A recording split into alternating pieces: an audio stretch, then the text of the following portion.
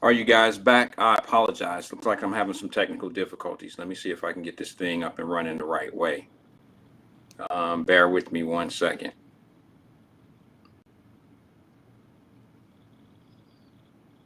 Who with me?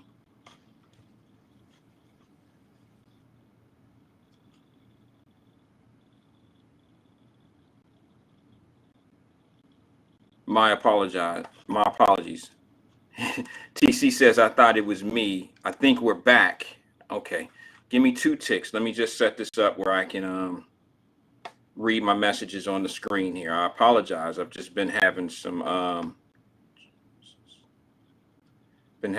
horrible issues with the live stream. Give me 2 ticks. I'm just going to do this and we're going to get at it.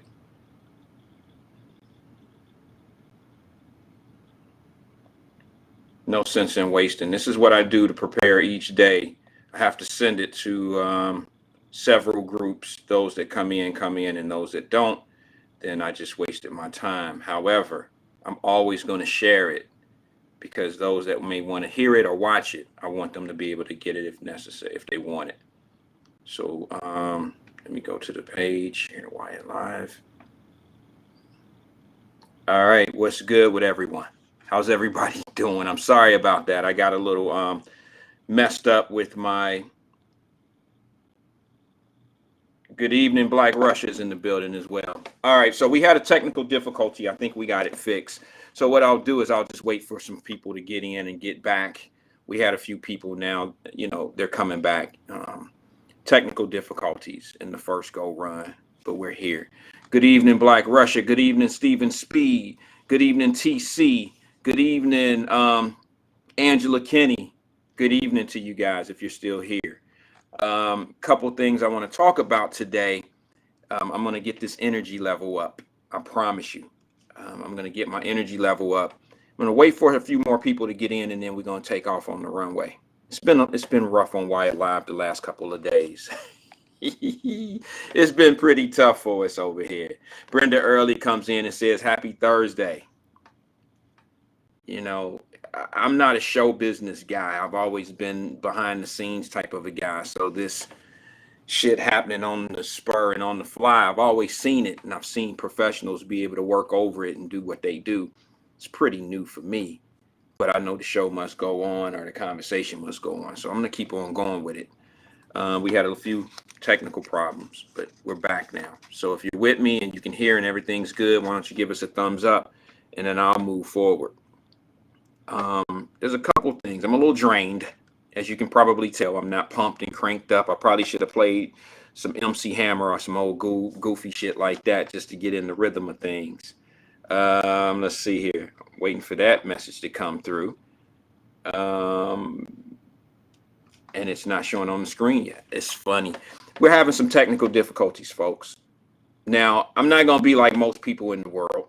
When shit like this happens, it's just the earth. It's technical difficulties. I'm not saying anything on these airwaves that I feel that is going to shatter the world. And if I say something, it's going to make the world go spin the other way. You know, it's going to reverse the world. So, you know, I'm not going to sit here and act like Terry Coleman, what's good? Act like my words are so detrimental to this world that, it's a conspiracy theory. They don't want Wyatt to say the shit that he's been saying. They don't want him to say the things that he's been saying. See, there's people that actually act like our communication amongst each other, you know, us to you is a conspiracy theory thing. You know, you're making people smart out here. So Facebook and all these networks or, platforms will shut us down or distract us from doing what we need to be doing. And I think it's all bullshit, to be honest with you. For each his own. What's good with everybody? What is today? Thursday, Brenda? Brenda Early says happy Thursday. Yes. Terry Coleman says, hey, I'm glad that people could show up and be here with us this evening. I don't really have anything listed. I just got one thing, and it comes with a video. I'm going to show you this funny shit from Cincinnati City Council today. Like, people who always ask me, why don't I run for city council? I'm about to show you. I'm going to show you in this video why I ain't got time for that shit, man. I don't have time for that. All right, you got crazy mofos down there, motherfuckers down there talking shit about all type of shit down there. I guess for 60,000 or 80,000, whatever they make, I guess I can sit there and listen to some bullshit all day. I don't know. But my sister, Angela Kinney, Terrell Bankhead, what's good, brother? Kenneth Stevens, what's good, bro? Sent a link to the Wyatt-Live Messenger group. And it was, she said it was a PSA, I believe. And I got to share it. I got to share it with the On Live group. If you're not in our family, if you're not in the Messenger group family, you may want to send me a direct message and see if I can send you an invite. I'm not going to stop anyone from coming in and being part of a family. It's easy to be indoctrinated. It's easy to come into the family. And it's just as easy to get your ass thrown up out of there, too, if you come in there with some BS. I promise you. We'll welcome you with open arms, but we will push your ass out with both arms if you come in there crazy. All right? And the last few days, there's been some crazy stuff in there. Yeah, Black Russia, bro, you on that shit already, I see. I text you, say, hey, bro, you might want to call in on this one. You might want to watch out, come in on this one, because I'm talking about somebody that you know and that you have had, some encounters with. And yeah, I mentioned the city council. She said this, he says, this city council corny as hell. Well, I don't know if the city council is corny as hell, but I know some of the meetings turn into a straight circus. And I don't know if I don't know if people, everyday ordinary people, really realize what's going on down at them city council meetings. And we're blessed by people like Angela Kinney who share it. She send it to us in Wyatt-Live Messenger, the family group. She'll send it to us, and I've watched several, and I have to just shake my head sometimes. Like, these people have way more important things to do than to sit here and be entertained by some nonsense. Now, to be honest with you, there are some people that really feel like the shit that they're talking about is not nonsense. And in their world, the way, things are structured in some people's world, that may not be bullcrap. It may not be bullcrap. Okay, so I don't want to make light of anything. I'm just talking about the position that I sit in and watch and listen. And I'm like, that has nothing to do with anything in my life. And I don't get it. I really don't get it. So I'm going to share a video of something that Angela Kinney, who is always on those meetings. Like, she probably has a catalog of those meetings down at City Hall. And I'm just telling you, like, I don't think I could do the job. For one, I wouldn't be able to take the community council meetings, with the community that come in with the shit that they be talking about and not be 100 once they start talking. I mean, I believe everybody gets an open forum. It's an open forum, and they get 2 minutes to talk about anything they want to talk about or whatever issue they want to bring to the table. And just from the responses from the chair and people like that in city council, I'm not sure that they even paying attention to your ass. I'm just being honest. I've seen some serious people in there. There's my little sister Cindy. What's good? I've seen some serious people sit down. I've seen people that ran for, city council who did not make it, come in with issues and address it to the new city council. And I don't even know if they were really listening to them. But I'm just going to be honest. It's some crazy shit going on down there. And just think about how serious their job is to control the budgets and control what's going on in Hamilton County. And I just see circus sometimes. I'm not saying in their specific offices, but at some of these open forum meetings, I just don't know. So I'm going to play this video here in a little bit. We're going to wait for some more people to get logged in. And I want to talk about, what's going on. How serious is city councils in the city of any city? And I'm going to be honest. I'm going to tell you that this last election back in November, you had a turnout in Hamilton County of less than a quarter of the people. I'll give them a quarter. 24.7% turned out to vote. Do people take it serious? I mean, or do people really know like the significance of their jobs, of city council's job? I'm just curious to know. You don't think it's important to get a certain mayor in? I don't know. I guess not. You don't think it's important to have certain people on your public safety committees and things of that nature? Is it not an important job? Are these just status symbols? Are these just representatives of the city and that's how it's looked upon? Do they really play a huge impact in the city? I mean, what makes only 24.7%? Let's just round it out to 25%. Let's be generous. Why does only 25% of the city feel like it's important to have a city council? Where was everybody at that day? Black Russia says most of them council members be on their phones during public commitment. During public commitment. It's sad. Well, come on, man. You got to check your messages while somebody's talking.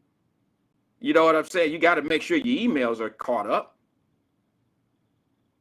They might even go to the person who's talking's Facebook page or their social media page and see what they're about, who they vote for, who they own.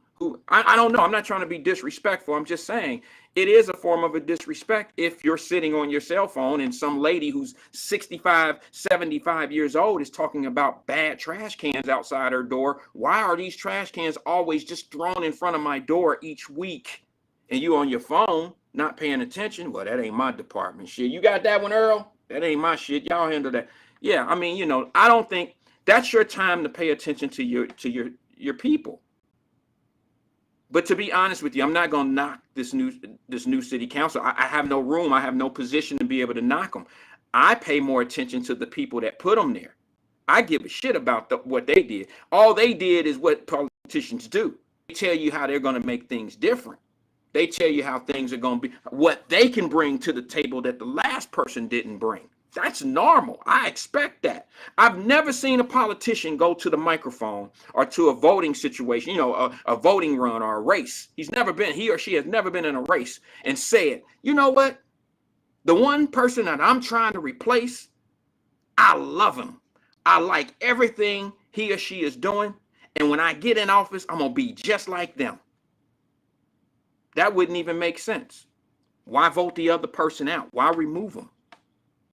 I don't know. So there's always going to be some people that's going to come in and act like they're going to do something different. And see, my biggest thing was this. When everybody was screaming and hollering about the new city council, I already told you, be prepared. Now, some of y'all ain't going to like what I'm going to say, but I'm going to say it anyway. It wouldn't be Wyatt if I wouldn't say it. Be prepared. I don't know why you think anything's going to change for you when you don't change. You can change your city council all day long. You can put people in there that really are down for the people and will give opportunity. But if you don't open yourself up to be in a position to capitalize on opportunity, it's all gone for nothing. It's there for nothing. It's there for nothing. And if you think you're going to sit on the couch and one of these city council people are going to come knock on your door and say, hey, it's your lucky day. It is absolutely your lucky day, Wyatt. Get up off the couch for a minute. Come here. Let me talk to you. You see that opportunity across the street over there? That's all yours, bro. That's all yours. They're not ever going to do that. Never, ever, ever are they ever, never, never going to do that. So if shit ain't working out for you with this new city council, do not blame them. Do not blame any of them. And I told you that on the last city council. Who said it? Jenny said the feed is froze. Wait a minute. Now you're saying good evening. Are we froze or are we live? Are we done or are we finished yet? Are we live or are we Memorex? Some of y'all old heads know what that one meant. Are we frozen? She said, oh, she says, okay, on my end. Okay, on my end. Okay, that's Cindy. I thought you were Jenny. All right, well, we're going to keep on going. Angela Kinney says we're live. So all I'm saying to you is this, Angela Kinney. Thank you, sweetie. All I'm saying to you is don't blame this city council. Don't blame them. Predominantly all Democrats. It's going to be a golden opportunity for people who want to do what they want to do. I don't want to hear no crybabies. But if you think these city council members are going to come knock on your door, maybe I was froze when I said this. Maybe this is what froze the camera. If you think a city council member going to come knock on your door and say, hey, Wyatt, today, get up off the couch. Get up off the couch. Come here. See that over there? That land, you see that opportunity over there? That's all yours. Come here. Come here. Let me show you how to do it. They're not going to do that. You have to be proactive to get what you want. And what I'm noticing is a lot of people who talk that shit about what they ain't getting and how things are tough out here. Trust me, I'm out here in these trenches. Most of them ain't making no moves and ain't even trying to make no moves. I'm watching with people that have property in the city of Cincinnati give it up for peanuts. I've seen it. Hamilton County is full of it. They're developing areas now that have been on the development for 10 years. And we just don't do planning. We don't do our due diligence. Sorry. Somebody got to keep the shit real with you. And every time somebody say that shit, other than me, Eric, all the chaos agents had this look on their face like, that ain't our narrative. That ain't what we need to be pushing. When we going where is the white folks that we need to be putting into this conversation? Because you know they holding us back. Yeah, you can't wait to go there. And I'm telling you that you have every opportunity. If you don't believe me, ask your new mayor. You know I'm gonna burn that up until I can't burn it up no more. That's gonna be a match that I'm gonna burn all the way down to the stem. If you don't believe that you can be anything in the city of Cincinnati, Hamilton County, if you don't believe it, and you think people are standing in your way of achievement, ask your new mayor about that, because he made an announcement. Look at me. Look at me. I'm an Asian American man here in the city of Cincinnati, showing you and proving to you that you can be anything you want to be. So now what now, chaos agents? How does he make that announcement and don't nobody call him a name? But when I say that same shit, y'all say I'm a coon or I'm tap dancing for the man. Explain it. I'd love to hear the answer. Explain that shit. Because your mayor feel the same way I feel. Now let's see if more opportunities will open up for you, or if somebody will come give you an opportunity because you have an Asian American mayor. God bless him. I think he's a nice guy, but he can't do no more for you than you gonna do for yourself. I know you didn't come here for this today. You didn't come here for this today. I didn't come here to get preached to the truth. I didn't come here to hear that shit. Where are the people that's stopping me? Man in the mirror. That's where he is. I want to be included. Well, you gotta, let's try out for the team. Let's try out for the team. I promise you, there is not a long list of, I could give you 4 entrepreneurs. See, here's the difference between what I say. When people say, I ran into 5 Republicans in the state house, and they all told me, this is the shit your president said yesterday. They all told me they would, well, Mr. President, here's what the person said. The question, well, Mr. President, do you want to elaborate on what they said to you? You want to elaborate what they said to you? No, what they said was that they really with me. They really with me. but they can't vote against me. They can't vote with me because I'll lose them. Now, y'all know I said this yesterday. I'll lose them. I'll lose my spot in the primary. I'll lose if I go against my party. I'll lose. Okay. And then the reporter asked a follow-up question. Well, Mr. President, would you be interested in letting us know who those 5 Republicans were? And what did he say? He kept that shit on the playground. Like Monique tell y'all, put that shit on the playground. Don't come talking about somebody said if you ain't willing to bring their name in it. Then it wasn't never said. It don't mean nothing. It don't mean nothing. If you can't put somebody's name on what was said to you, it don't mean shit. Talking about 5 Republicans said. Fuck out of here. Who you talking to, bro? Why do politicians see? I know why they think people stupid. I know. I'm sorry. I got to be honest with you and tell you. I know why politicians think people are stupid. Can I give you a Marvin Lewis story real fast? I promise. I won't make it I won't make a kind of long story extra long. I promise I won't. You know what I used to love about Marvin Lewis? Almost everything, except when it came to him talking to the media. Marvin Lewis had to absolutely be the worst coach that I love. I loved him so much, but I hated him at press conference time. You know why? Because he had this goofy ass giggle. The same one that we don't like about Kamala Harris, Vice President Kamala Harris. That's common. Nobody that wants to see somebody as a serious person wants to hear him giggling and shit all the time. But the one thing I didn't like about Marvin Lewis was very condescending. All right, now brothers, I know y'all gonna be on my ass for talking about Marvin Lewis, but this ain't got shit to do with him as an individual or a man. But what I didn't like about him was in press conferences, he always, just like politicians, talked about his craft like nobody else knew about that shit but him. Now, I'm not a politician, you know, I don't study politics and shit, but I can probably learn the basics just kind of overnight. The basics, the 1, 2, 3s and the ABCs of the shit, okay? But Marvin Lewis used to always talk to us in Cincinnati as fans. He would always talk to us like we didn't know shit about football. Like we had no technical ability of knowing any of the shit he's talking about. Like we don't know what a 4-3 defense is. Everybody don't. The average casual fan say shit like, oh, Drake Kirkpatrick got burned. When in fact, it was not Drake Kirkpatrick. It was the defense that the defensive coordinator called in. Drake Kirkpatrick was out of position because of the play that was called in.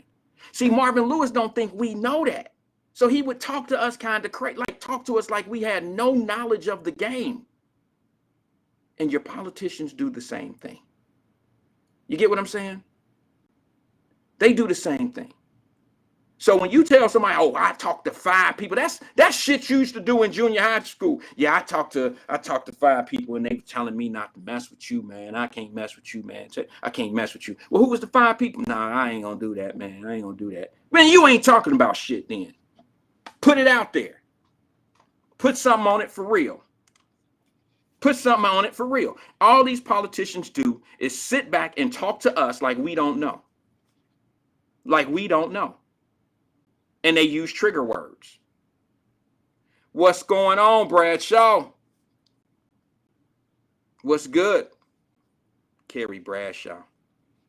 I know it's somebody. Look, you know what? Let me say this to you. If somebody come on here talking about Mr. Wyatt, like he said, Mr. Wyatt, what's up, big dog? That's probably a client. I'm playing, bro. I'm playing. But if they be like, Wyatt, what's happening? Wyatt, what's good? You know, I could pretty much tell who is who. Like, I could pretty much tell. All right, I'm gonna be honest. Like, you out? I'm playing. I'm just playing, bro. I'm just fucking with you. All right, I'm just having a good time because I'm trying to get in my rhythm of shit. But yeah, man, this shit started out slow, so I needed some rhythm. I'm just playing, Carrie, bro. I'm just messing with you, man. But yeah, generally, I could tell. When people are like Mr. Wyatt and shit like that, they usually somebody I know on a professional level. Let's just keep it 100 like that. Or maybe it's a young guy. I know that ain't it because young dudes that I mentor and things like they don't watch this shit. This ain't really for them. You know, this is you know, I'm trying to get them to the level of being able to understand some of these real grown up conversations. He said we good. I was just playing, bro. I promise I was just playing. All right. So yeah, Marvin Lewis had his thing about how he talked to the you know, to the media, and he would always talk down. And he would always talk down to us like we didn't know. Why didn't you call such and such on 3rd and 1? And Marvin Lewis would act like we don't even know what an offensive line is in a 2 gap or a 4 gap or a 6 gap. Like some of us actually played the game, Mr. Lewis, Mr. Marvin Lewis. Some of us actually coached the game. I'm not a coach. So when you're talking to the fans out here, you're not talking to a bunch of regular people. Now, keep in mind, I mean this from a parallel point, from a perspective of how politicians talk to us. No, we're not politicians.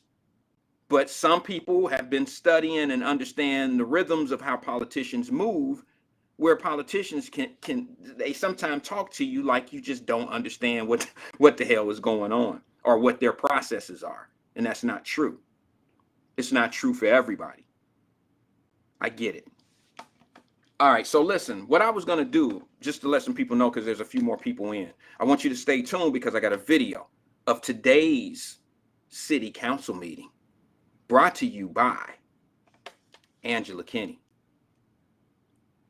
Angela, didn't you send that video to us in Wyatt-Live Messenger group, the family group? I believe you sent that. And I want to share that because she sent it and she said PSA, and I queued it up and I did what I needed to do.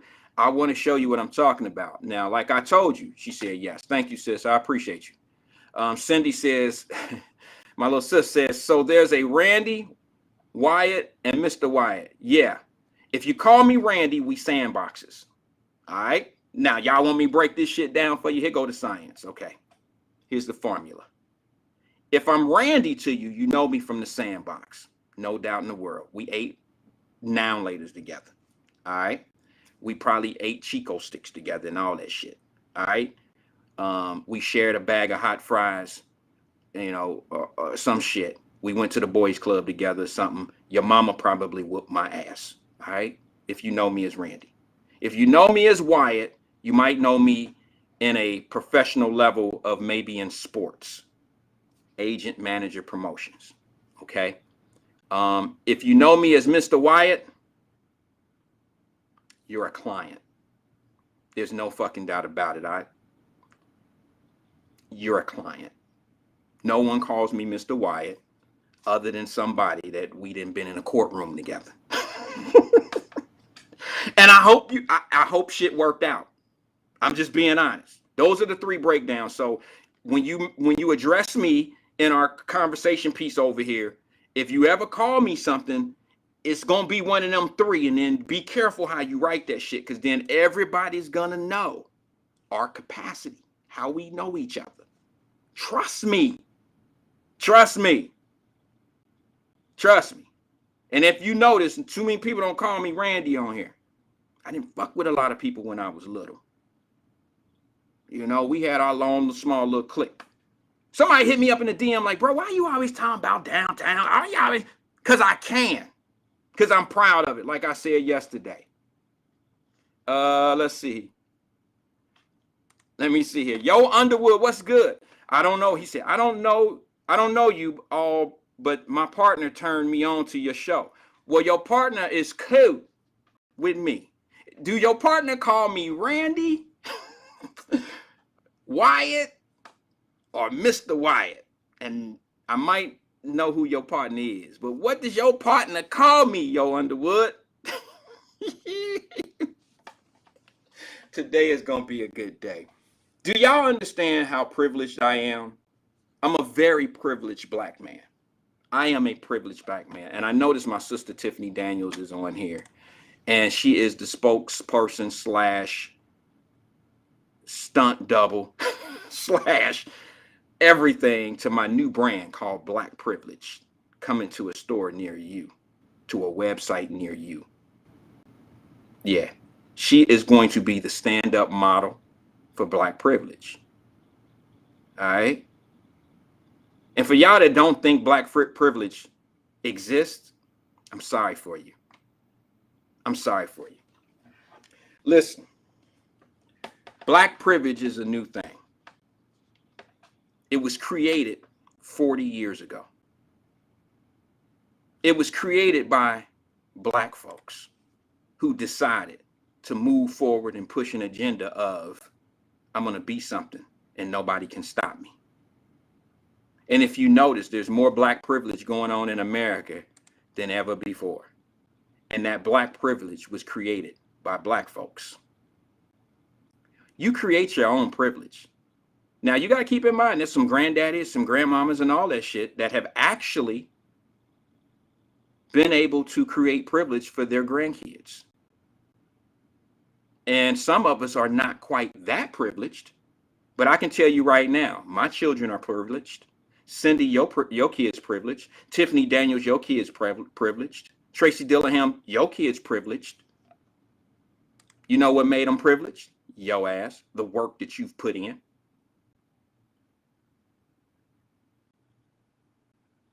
Privilege comes from within. Everyone's not born with privilege. 1335 John Street, I would have never thought privilege. I never even seen privilege. I never seen when Saint X, when them white boys, the white guys would come down and be our big brothers and shit like that. I never said they privileged. I could never. They pull up in Jeeps and shit back in the day, picking us up for one day of fun out of a week, out of a month. Pick us up, and I would never say no shit like, them white boys privileged. Oh, no. I would be like, damn, I'm going to get me one of them one day. I'm getting me one of them joints one day. I'm going to get me a Jeep like that one day. And then we had a cookout at one of the Saint X players, not players, but I thought they were players because they wore Letterman jackets with the X on it and all this old shit. Come to find out, these guys was high school dudes. I didn't know that. We had a cookout one time at one of their houses. I don't even know what area that was. This dude had a swimming pool. He had the nice BMWs and the trucks and all that shit in their driveways. And I'm like, this looked like a fucking boys club. It got everything. A game room in the basement. It got everything the boys club got. He ain't even got to go nowhere. He ain't got to go nowhere to do the shit we got to walk all the way up the street to do. We got to get a membership. We got to do all this old shit to be part of the boys club and a gym. And he got a basketball court in the backyard. Swimming pool, all this old shit. Privileged. Privileged. And not one time did I say, with a mean look on my face, these motherfuckers privileged. Nasty motherfuckers, they just get everything. They just got it all. No! My attitude was, I was mesmerized. But my attitude was, how can I get this shit? I like that piano. Just like I did when I was 20 years old or 19, whatever it was, 18 years old. And over one of my mentors' house, was the first black man whose house I ever went to that matched what I seen as a child. And it just reinforced into me. It reinforced in me that I can get that shit. If Paul White can get this shit, I can get this shit. All I got to do is sit back and watch and listen, absorb, be a sponge, and do the right shit. That's all I got to do. I already knew the shit was for me.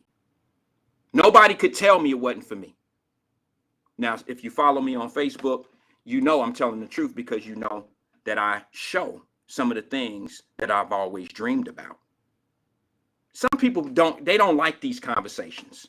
They don't like me saying this shit and they think I'm stuck on myself. Well, I'm sorry. Tune out. I'm sorry. It's not that. I just have to sometimes get in my feelings. And it hurts my heart when I see kids who say things like they can't or I can't do that because I don't have what they have. It kills me. It hurts me. And it hurts even more when I hear grown-ups telling them what they can't do. Nigga, you couldn't. Maybe you can't. That's what Jay-Z told his uncle one time. Jay-Z's uncle told him, you can't sell no million records. You ain't on no label or nothing. You can't do that. Somebody that look like him. Somebody close to him. somebody that he was supposed to be able to trust and believe in, told Jay-Z, you can't sell no million records. Nigga, right? You better move that yay.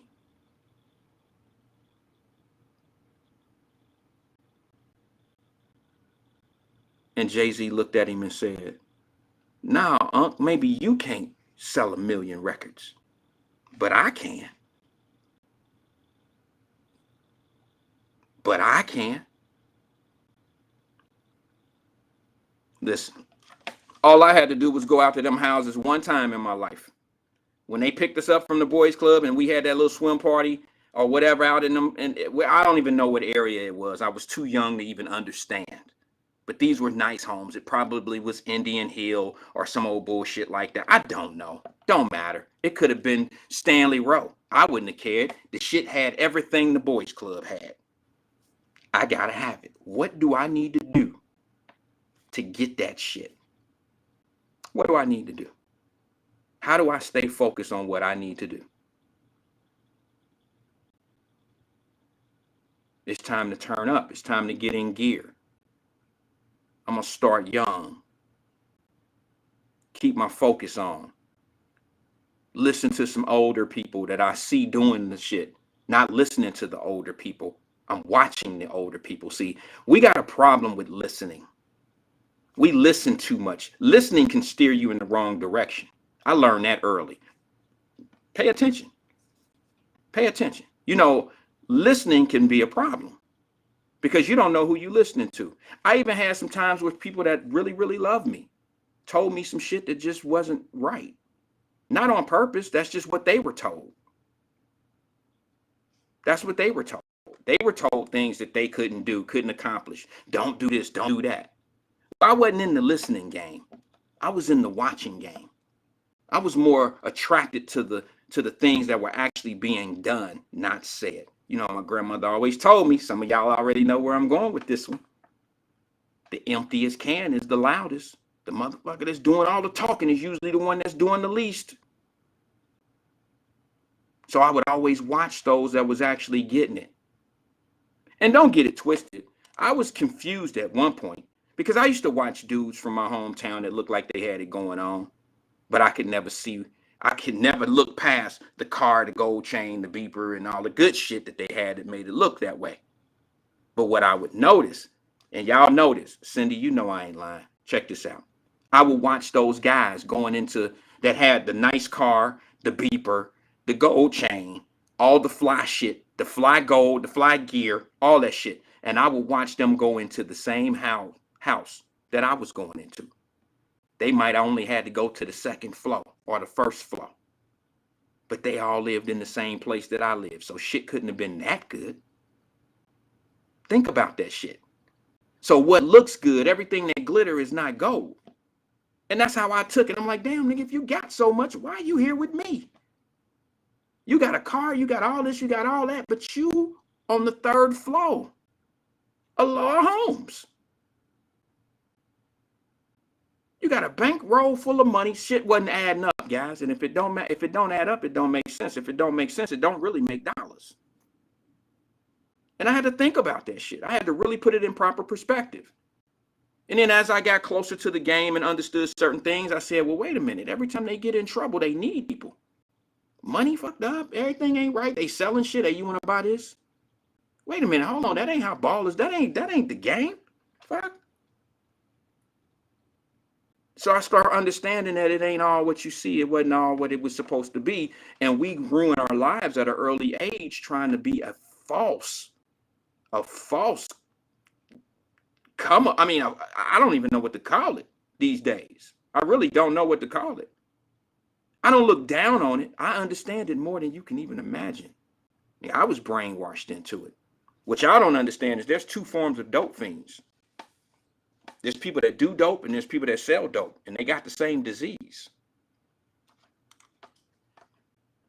They both have an addiction that's very hard to overcome.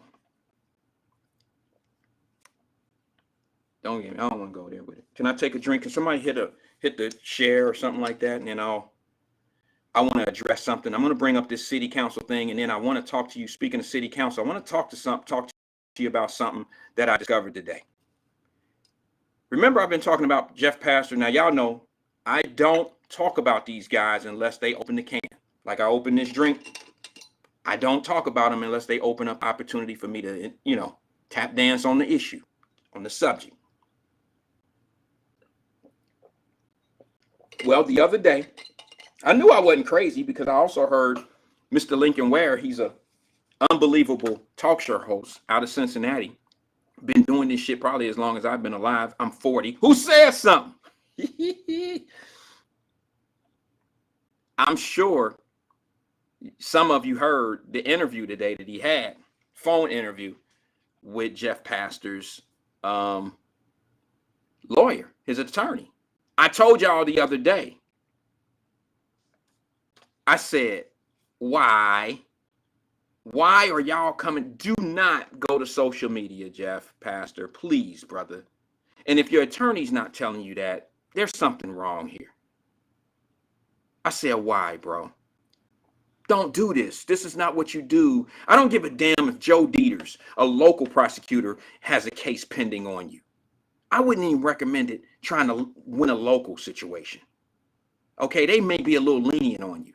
But this thing called the government, they're going to smash you for going public and doing what you're doing. Please don't do that. And here's what I don't like. And I'm just going to be honest with you. I mean, I know the guys, Mr. Ware and all those guys, I really like them. I really do. And I know they have a job to do. But you're not doing these guys any favors. And I know you're not in the favor-giving business. But like the young lady that went on one of the shows, I think she went on Emmanuel's show. Emmanuel was very good about how he, I'll go ahead and tag Emmanuel, tell him I'm over here ripping his head off and shit. Once I say a name, I must be saying something bad. But Emmanuel did a very good job. We had a lady that came on. Her daughter was in an incident and was being held on a pending, I think, murder charge. And her mama came on saying some crazy shit. That was never going to help her daughter. And that was a Cincinnati case, a Hamilton County prosecuted case that's pending. And I was like, no, you got to get her off the air. Nothing here is going to help this girl. So if I can go that hard for somebody locally, I'm telling you, Jeff Pastor, Mr. Pastor, please stay off of social media. Bro, this is my last time. Not that you have to listen to me. You're not paying me the money. You're paying your attorney that should be telling you this. So I'm going to just say it anyway. Stay off social media.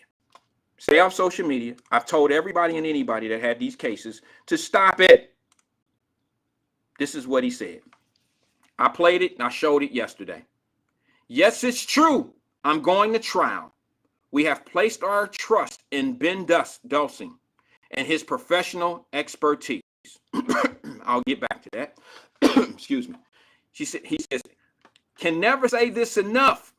I appreciate those who have supported me since the beginning, too many to even name, and those who are walking through the valley with me and my family and close friends. Make no mistakes. Make no mistake. I need your continued support more than ever. I'll address second paragraph in a second. He finishes his comment by saying, plainly speaking, my mother didn't raise a hoe, and you do not let folks run over you and the people you love. So here I am.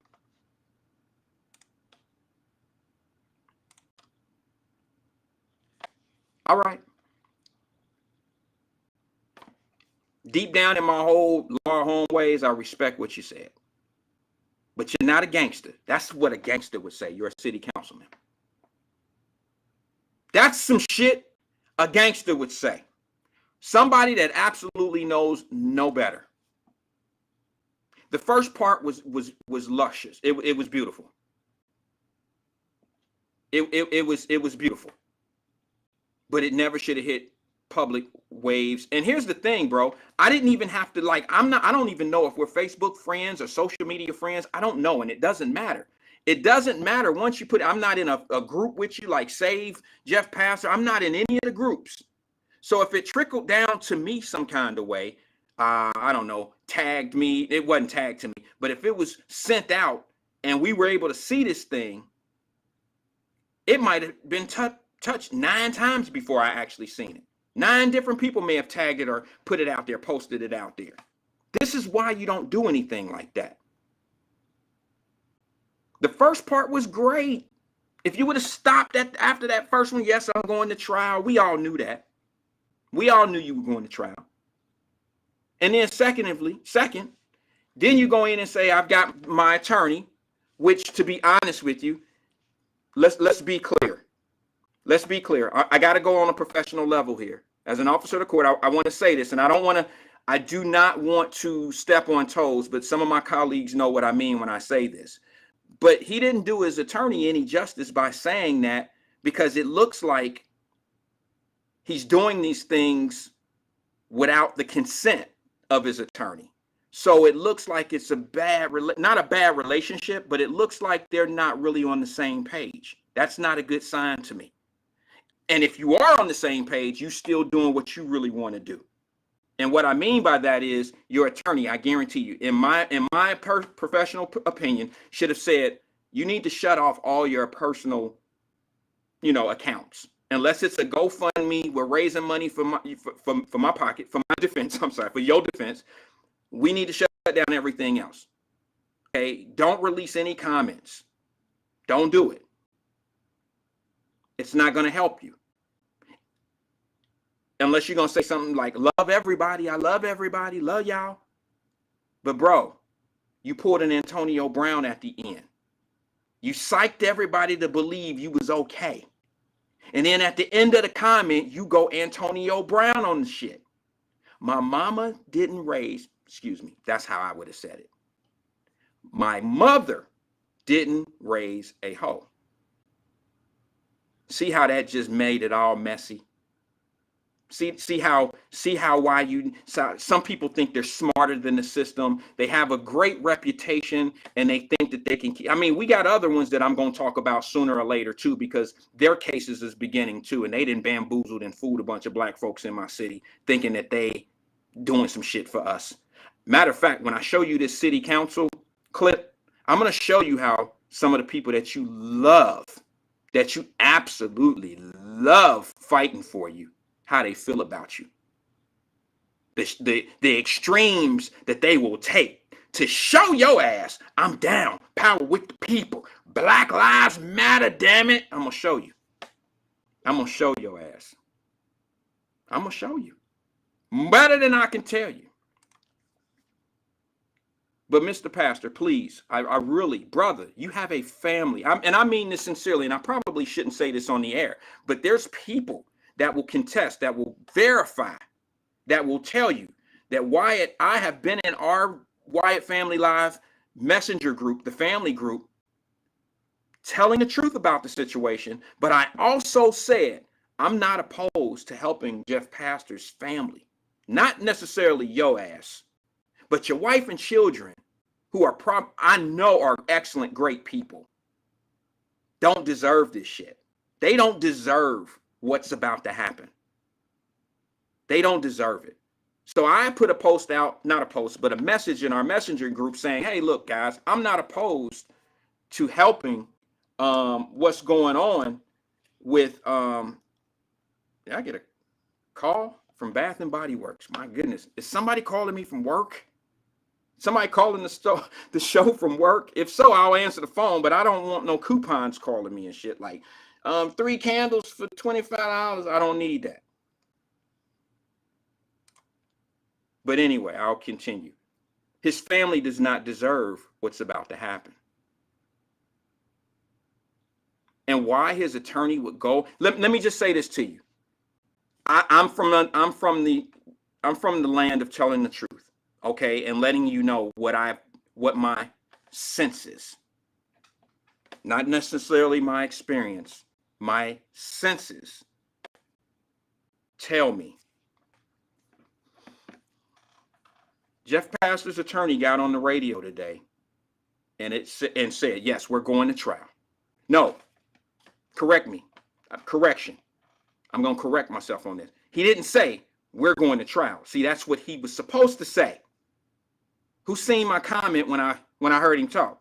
No, that was in Wyatt-Live Messenger when I said his attorney just told me that dude going to jail in his opening statement. Now, I know a lot of people ain't gonna understand what I'm saying or don't want to believe this shit.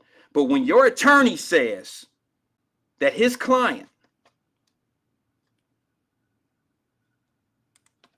when his attorney says, my client decided to go to trial, and you don't include yourself on the team, you don't include yourself in the trial, there's an issue there. There's an issue. What he should have said was this: we're going to trial. We're going to fight this. We're going to fight this to the nail, to the tooth, to the bone. We're going to fight this. We're going to be here to the end. But no, what he said, listen clearly. He said, my client is going to go to trial. See, that's almost like stepping back from somebody, kind of disassociating yourself, but yet staying on a professional level. And I guess some people would say, you're supposed to. You're supposed to keep it on a professional level. Let me see, huh?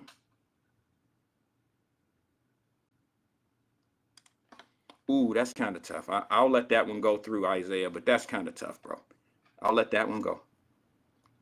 But I didn't like how the attorney brought in the case and some of the things. We know there's 10 counts. And then the attorney comes in, and 10 counts on a federal level, my God. You can't make up 10 counts. You know, you might be able to you might be able to do some things around 3. But see, that's the difference between the government, the FBI, you know, the feds coming at you, and your local city people, your counties. If the feds got 10 counts on you, that means they set your ass up 8 of those 10 times. Maybe 7 of those 8 times. You don't have to tell me, I know. And what I mean by that is this: I don't know exactly what those things are. Here's what his attorney said. They feel like they have something on us because they have witnesses. They have people that you want to call witnesses. Now, we all know who those people are. We all know. And what his attorney said today was basically in a little small 3-minute conversation, maybe 5 at the max. I got 30 days worth of information in a 5-minute conversation with this dude. And I didn't ask him a question. And what he said was, yeah, they got some people that I'm gonna put it in our terms. Can we do it street a little bit? I ain't gonna curse. I'm just gonna put it as in layman's terms for us. Yeah, they got some motherfucking snitches. So what? The snitches are people that was in trouble, that needed somewhere. They needed an out. So they gave up my man. They gave up my man because they had problems. Okay, that's what the snitch game is. And usually snitches are very reliable to the feds. It's very reliable, whether you like it or not. Now, here's what he also said in that little small time about the snitches, about the, confident informants. That's the proper way. Snitches. He said, well, the snitches, the people who was basically already in trouble, so they handed my man over to the feds. They just set him up, and they set him up with some agents. See, that's where the shit is ridiculous. That's quicksand. You're dead. You're done in the water. Because yes, the lawyer didn't come on the show and lie. He told the truth. This is how the game plays out. The developer who already knew you was not going to do right, the developer who knew you was on the take, he was in trouble already. We already know that. For some of y'all don't know how this shit is going out and how it's moving. But he's already had some issues. He's already had some priors, some prior dealings with the feds. So what they're doing is they're using him to set up and knock down the guard of the politician. Happened to be Jeff Pastor. That's what happened. So what they said is, you work with us, we work with you. Simple game. Ping pong, back and forth. Back and forth. You work with us, we'll work with you. That don't mean that in another year or two after this get handled, it don't mean that they're confident informants, snitches, won't go to jail on some other shit later on that they've been facing. It just, the paperwork ain't showing up yet. That's how the shit work. So now, here's what happens. The snitches set up your boy Pastor. But he didn't set him up just with some regular, with a play, just some regular shit. He set him up with the boys. He set him up with the feds. So the feds set up stings. Stings. You remember the party? The Cincinnati Reds opening day party? That was a sting. I bet you everybody in there serving drinks, the underage girls, they said, all that shit, all federal agents, I guarantee you. Guarantee you there was all federal agents. Not only do they have video, they got audio. You trying to tell me you going to escape being set up by a snitch, turned over to federal agents, and they running video and audio, and they got you on the take, and are you serious? And then you go to trial. And Lincoln Ware, who did an excellent job, asked an amazing question, and he said, and I was shocked that this question came up. He just did something that I probably didn't even think to do. I probably would have thought about it. I just don't know if I would have asked it, because I thought, I don't think the attorney would really answer this question, but he did by not answering it. It was the way he didn't answer it. He said, Lincoln Ware, Mr. Ware said, let me ask you, did you all ever get a plea deal opportunity? Did the feds ever offer you a plea deal? And when he said, well, I'm not really at liberty to answer that, but there's always opportunities and blah, blah. If they didn't offer one, that would have been a quick, nah, we never really even wanted to entertain anything like that because we're innocent. We don't even entertain offers. But the way he answered the question clearly let me know that there was an offer put on the table, but it was really worth Jeff Pastor's. It was worth it to him. He felt like, okay, he's facing, I think, 40 years. They probably offered him 15 to 17 years.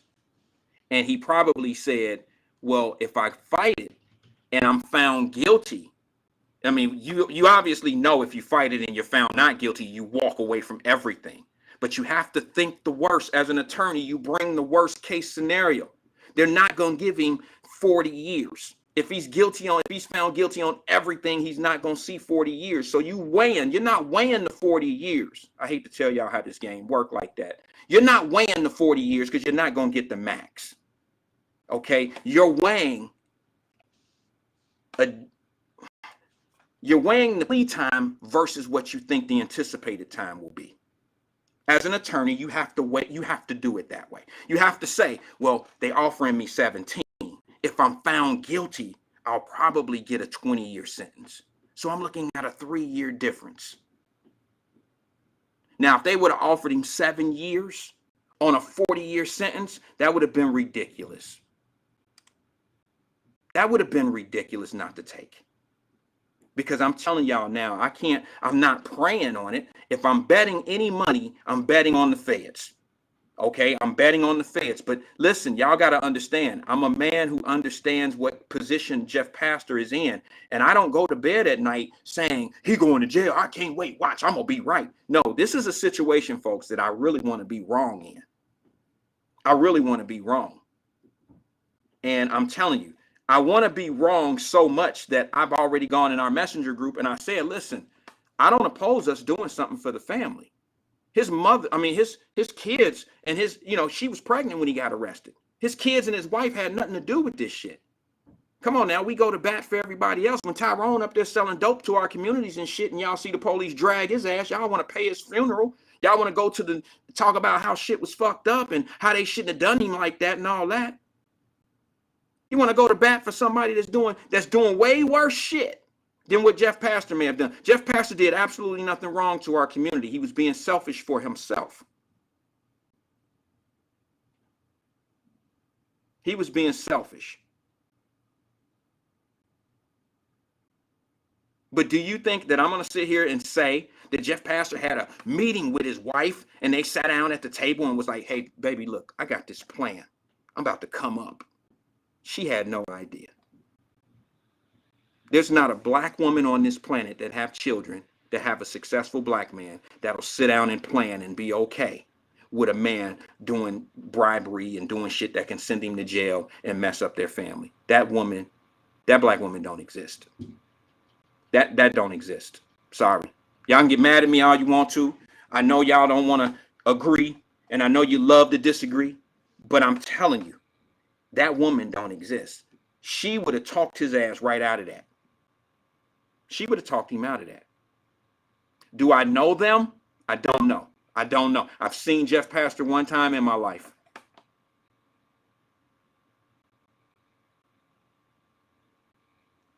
I've seen him one time, and I was in the Black Cafe. Me and my brother Shane, we were down there we were powwowing, talking, and seeing Jeff Pastor sitting over in the corner, patronizing the black-owned business.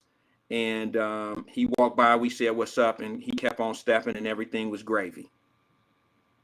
Do I think his wife sat down and plotted and said, "Yes, baby, this is our come up"?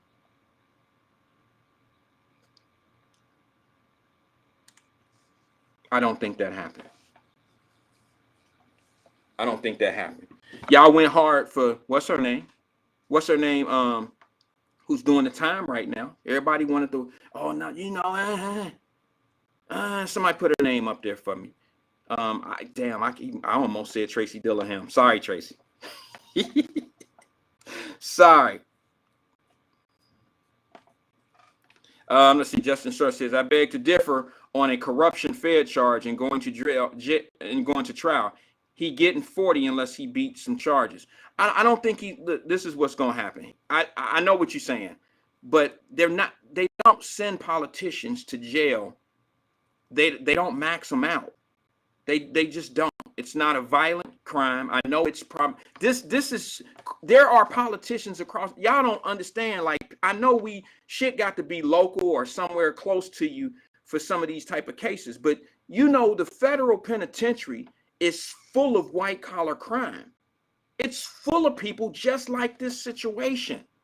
Do you think they listening about Jeff Pastor in Lawton, Oklahoma? Do you think they even know about him? Do you think they know about Jeff Pastor in California? Do you think that hit the news? Do you think anybody knows about Jeff Pastor in Texas? Like, is it on the Channel 7 News in Texas, Toronto, up in Canada? Is it anywhere other than in Cincinnati? And Cincinnati don't even talk about it that much. It's not. My point of saying that is, when politicians just like Jeff Pastor get in trouble in Kansas City, you don't hear about it in Cincinnati. When they get in trouble in Iowa, you don't hear about it. These are not crimes that are magnified to the public. Should be, but they're not. And there's tons of people sitting in federal penitentiaries doing exactly what he has done. I don't know why y'all don't understand that. Do y'all know what I said on a post the other day? I don't think I took a picture of it or anything, but I put a post up and it got a little bit of traction.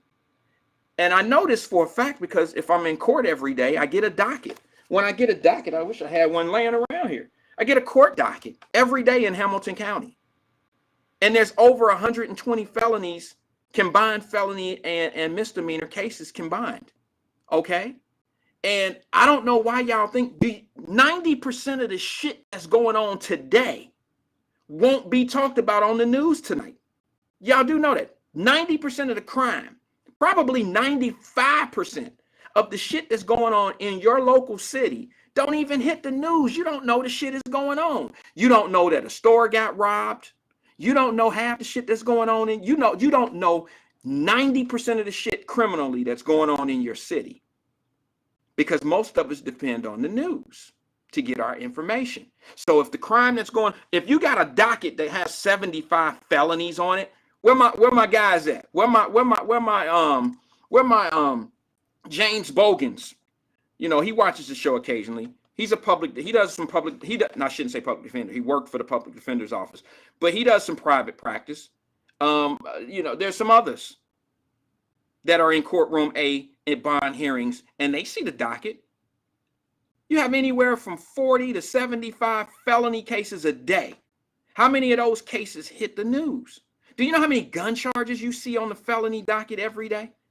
Do you know how many domestic violences are on there? You think domestic violence hits the court, hits the TV? Nah, you got to damn near kill her ass. You got to damn near kill his ass to make the news. for domestic violence, but that shit is happening all day, every day. You don't see it. And whoever it is, the man or whoever who the police want to take off, drag their ass on out of here, and he go to court the next morning. Not beat up, not dazed, not beat the shit out of him. He show up for court. Guys that's getting caught with gun charges, with weapons under disability. These are charges that are on Hamilton County dockets every day. And I've been at it for almost 20 years. But the chaos agents don't talk about that. Y'all don't talk about, the only crime you talk about is the ones that's put in front of your face so you can do exactly what you do. Talk about that shit. Talk about how that policeman did what he did. Talk about how that guy did here. That's what y'all do. That shit is structured for you to talk about. It's structured for you to be distracted on the real situations. You're not even fighting the real fight. You're distracted. You're not even fighting the real shit out here. You're so busy stuck on how you kind of like been manipulated to believe. You give more energy. I know we say this shit. You give more energy to when a police officer do to somebody than you do to somebody who's done more. You get one police officer to do something, one person, but you got one person in your community that's doing damage to massive people. And you say absolutely nothing. It's not in your will. Well, it's not your argument. I get it. I get it. But you'll take a video from YouTube. You'll take a video from whatever's Ben Carson, what's his name? Ben Crump send out there, and he wants to explain to you how the police divisions, this is police in America today. Well, I tell you what, all I'm asking you, I just need y'all to go down to Hamilton County Courtroom 8. It's free admission. And there's people already out here talking about, I wouldn't go down there. Shit, you go down there, you go down there, they're going to arrest you. You can't even step on the property down there. They'll arrest your ass. That's how scared they got you. They got you thinking you can't even be part of like you can't even go down there to see what's really going on. Because if you go down there to pay a ticket, or if you go down there to be interested in what's really going on in these streets, you going to get fucked up going down there. Come on, man. Stop it. Stop it. Come on, sis. Get your shit together. Go down there and look at how much crime is on them dockets every day. And then I want you to have that same energy about what's going on and who doing who wrong. I challenge any chaos agent to do it. I challenge you to do it. You're quick to talk about what somebody is doing to you, but you don't never talk about the shit that's really being done.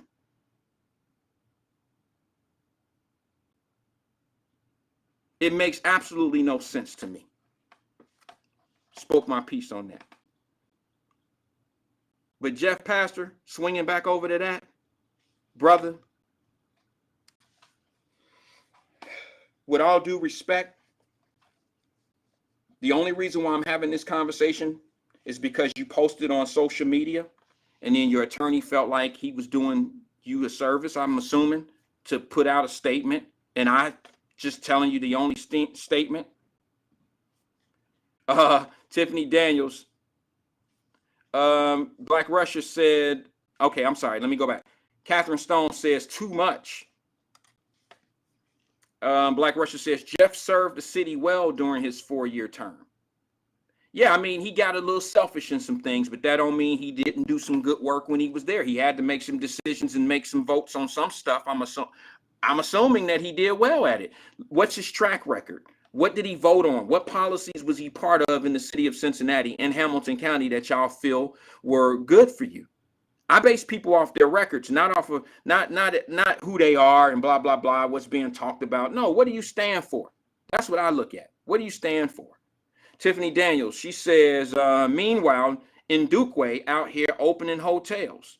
He listen, confident informant, snitch is what the streets call him. He opening hotels, but he just like the dope boy who's setting everybody up. He's still working. He's still doing what he do, but he got to go. He got to go. He got to do his. He got his time coming too. They ain't just letting him go. Who do you think, if you heard Lincoln Ware's conversation with the attorney for Jeff Pastor. Who you think he was talking about? He was talking about Ndukwe. He called him. He said, well, some want to call him, confident informant or something like that, or, whatever. And everybody on the radio was like, no, nigga, he talking about the snitch. And I'm like, same shit. It's the snitch. And it's Ndukwe. And Ndukwe had issues. He had problems. I don't give a fuck. I'm going to say what I got to say. It ain't like I'm saying some shit don't nobody know. I'm just, reminding y'all. Ndukwe been in trouble. He got in trouble. The feds was like, hey, you play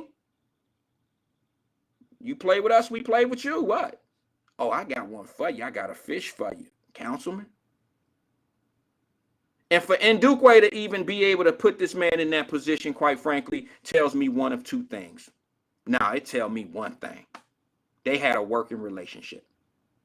For Ndukwe to even know that Pastor would even get down with the Fed Connect, that let me know that they had had prior conversations. That had let me know that he was acceptable. All right, he was in a position to put his guard down and open up the door for these guys that set him up, the agents that wore the wires and wore the microphones and the cameras and set him up in the high rises, and they had the conversations. And y'all, I ain't gonna say nothing about the other man, pardon me. I'm not gonna say anything about the other man. His time coming too. They got him the same way. I ain't saying shit about him because he ain't said shit lately. If he ain't listened to his attorney, he listened to me. And I told him, stay off social media. And if he ever opened his mouth up about this social media, I'm going in. I'm going to do the same thing. Well, they got him the same way. It's the same shit. Y'all think because these are smooth talking good dudes that shit going to fly in a federal court. Now, good talking, slick talking good dudes sitting up on cell block B. And you know what they saying up in cell block B? My mama didn't raise no hoe. That's what they saying. Back up off me. Back up off me. My mama didn't raise no hoe. That's what they saying. That's what they saying. I'm just being 100 with it. Now, you can't tell me what I heard out of the attorney today didn't tell me what I already knew. The attorney let me know that they have confidential informants. We knew that. That set us up with agents. These his words. That set us up with agents from the FBI. So you telling me that if Ndukwe, I'm going to use his name. Somebody put it on here. I'm just reading. So you telling me that if Ndukwe, who already had a relationship built with the feds, because it's not like, even his lawyer was like, even Jeff Pastor's lawyers was like, his lawyer said, so you trying to tell me that this dude, the confident informant, the snitch, just out of the goodness of his heart, just going to set my guy up? No, that's not how it works. Even the lawyer just made that admission on the air. He said, people don't just say, hey, I'm a nice guy. You want to catch a politician? No, you had to have some shit going on. Now, just to be respectful, the attorney didn't say that Ndukwe or the snitch or the confident informant had pending charges or had some shit that he had to get worked out. He didn't say that, but you can tell the implication. You can tell that's what he meant. You can absolutely tell that he was saying just some good guy didn't come say all this shit and set my man up with the feds. So what he was trying to do was tear down the snitch's credibility. Somebody asked in the messenger group today.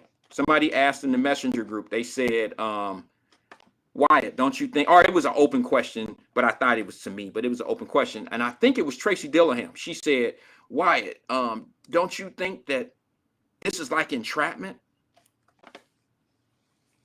I'm going to let y'all think about that one. She said, Wyatt, don't you think this is entrapment?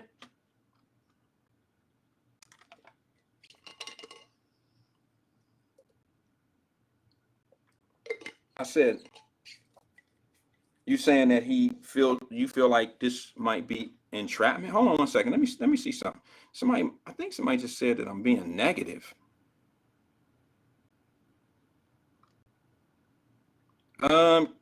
Catherine Stone, is that what it? Maybe I caught the tail end.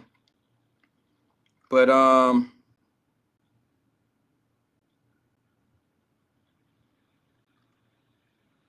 maybe I caught the tail end.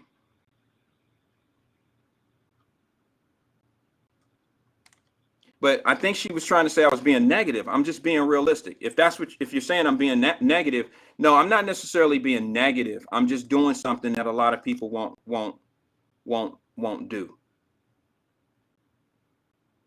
And that is keep this shit 100 with you. I mean, would I do this if he was my friend? Probably not.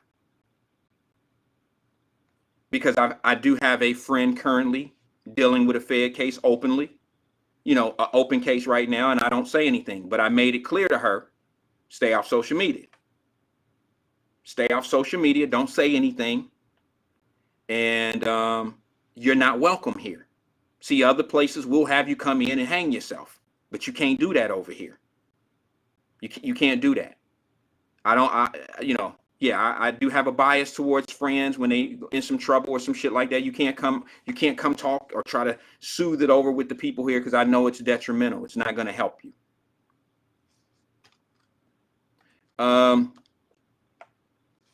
Catherine Stone says, if the feds spend money and time on it, they trying to get their man. Yeah, you're absolutely right. Catherine, let me just say this to you. The feds spend their time and their money for years on people and sometimes not file indictments. If they don't have a concrete indictment, they'll wait. And then they'll bring that paper, they'll bring what they had on you from a year or two ago and bring it into now.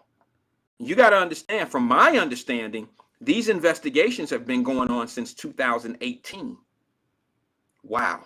I know it's 22 now, and he caught the case in, I think, 21, maybe 20. I think it had been 2 years or 3 years worth of investigations. That's methodical.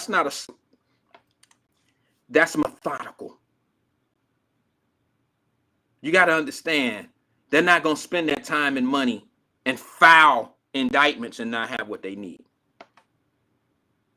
They're not going to do it. I've seen the feds spend 3, 4 years, 5 years on a case and never file an indictment. If they don't have a concrete deal, they'll walk away from it. If they don't have their man, they will walk the fuck away from it. They will walk away. If they know, okay, our main witness is gone, this is tore up, this is gone, we got 5 years on this case, we'll get him next time. That's how it rolls. That's how it go. Now, in this case, federal indictments, 10 count, came to fruition. It came up. It happened 3 years after the investigation. And I'm telling you, they don't file indictments unless they got you. Black Russia says, Jeff Lawyer done beat up the feds, Dr. Timek, the developer from Kenwood. Both got not guilty on all their charges. His lawyer, a former ASUA, he got a Top Gun. I got you. You're not talking about somebody. It's not the same, bro. It's not the same. I understand what angle, and I understand what you're saying. But I understand. And I wish him well. Trust me, I hope I'm wrong. Catherine Stone says they don't just depend on informants. No, they depend on video and audio.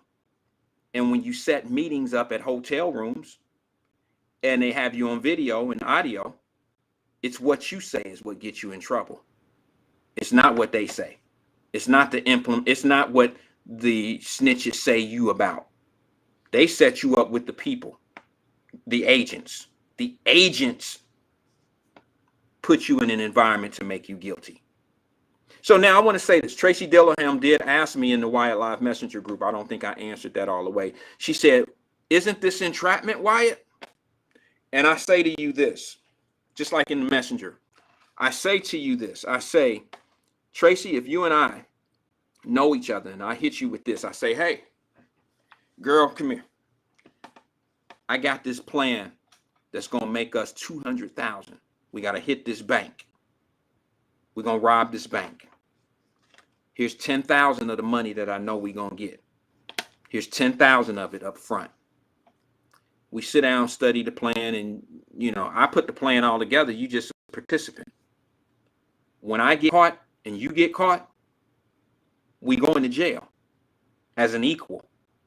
You can't say that you got entrapped because I put a plan together and put you in the plan and I involved you. You can't do that. You can't. You involved yourself when you agreed to do what was necessary for the come up. That makes you just as involved as the person that's holding the gun. If you the getaway driver and somebody in the bank shoots somebody inside the bank, everybody that's involved in that robbery catches a murder charge. Everybody, not just the shooter. Everybody that participated. Now everybody gonna tell. That don't mean that the murder gonna stick on everybody, but everybody will be charged with murder because we were involved in the bank robbery and somebody got shot and killed. It's going on your paper. It's going under your charges as well as mine. When we walk in front of the judge for a bond, they're gonna charge me with murder, and your ass pulled the trigger. So it's what you involve yourself in. It's not necessarily, okay, they came up with this plan to make sure he can get 25,000, 200,000. And he says, okay, that's not entrapping him. He could have very well said no, right? He could have said, no, I don't fuck around. I don't do that shit, man. I don't do that. But because they whet your taste buds of temptation and you bit, that don't mean you're not guilty. They ain't set you up for shit. They might even, listen, the setup came from a person that knew that you fuck around. Excuse my language. And that was the Ndukwe dude. Ndukwe and Pastor had to have had conversations for him to know that Pastor would bite on an opportunity if it was put in front of him by some fake developers, by some big money dudes. Let's just be real. Let's just be real. What was that? Black Russia King, he said, the feds need Jeff trading out something to exchange for something. Something tells me that the feds don't have that. Well, no, bro. Listen, man, they got what they need. They got him. You know, there's no bigger fish. The only bigger fish that you can think of is if there was a ring going on within city council and the mayor was involved. And the mayor was making sure that these developers was going to his lieutenants, which would be the other council members. And they were running a conglomerate of corruption. But when you have the person who is the ringleader in, you know, the person, he's the big fish, so to speak. He's the one vote and the one person we need to get this passed through and pushed through or whatever. They got who they want. They don't need anybody else. Unless the you got to understand, in 2018, the entire city council was under a hidden investigation. So they were looking for that ring. That's the whole goal, is you watch for the leak in the water. You know, they call it that. You know, in law school, they tell you you watch for the leak. You put the water in the pipe and you wait and you wait and you wait and you wait. And eventually there will be a leak in the pipe. And that lets you know if there's other people playing. You wait for people to come.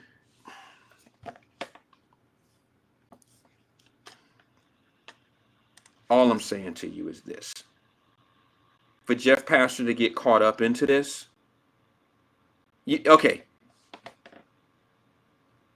I'll just say it as simple as this. Dope boy come knock on my door. Hey, man, I got this deal for you. He can even know me. Hey, Wyatt. Nah, hell no. Let me back it up. This is what he do. Ding, ding. Yo, what up?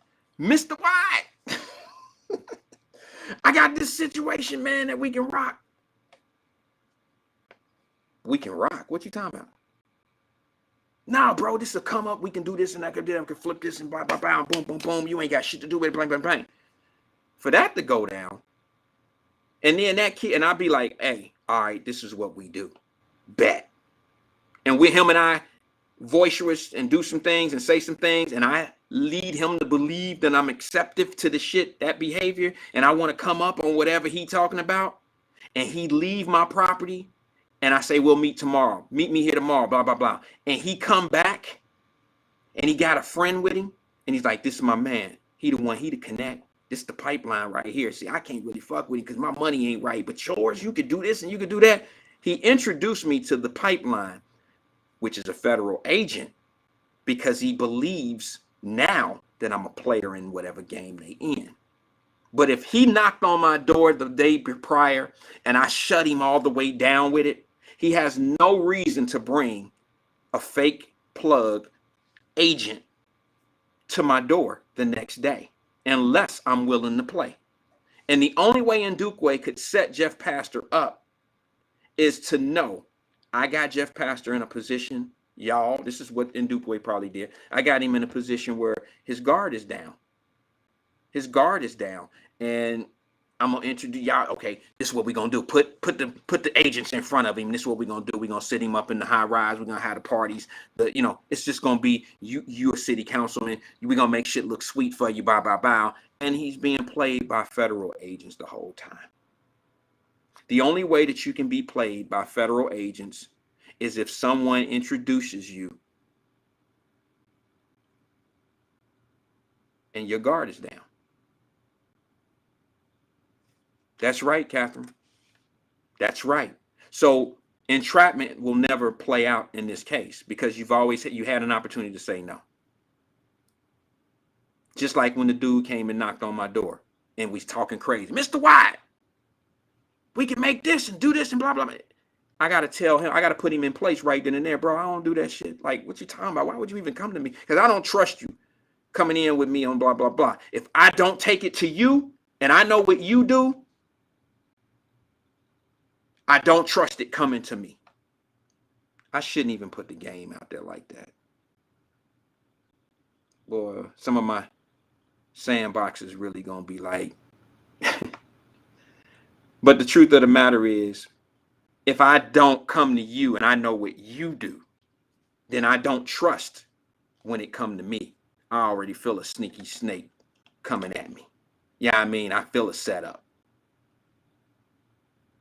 All right, so when Pastor was in a position to let Ndukwe, the snitch, infiltrate their whatever they were doing, infiltrate a situation where he was bringing in other players, Pastor dropped his guard. He allowed the agents to come in. And you know what? It wouldn't shock me if Ndukwe probably was in a position where he had nothing else to do with it. Like, he probably walked away once the introduction happened. This is too big for me. I got my projects going on over there. Y'all have at it. Y'all have at it. This big boy shit. I'm over here doing hotels. Y'all doing high rises and complexes and shit. He played it like that. You know why he played it like that? Because the feds told him, get the fuck out the way. You gonna fuck this up.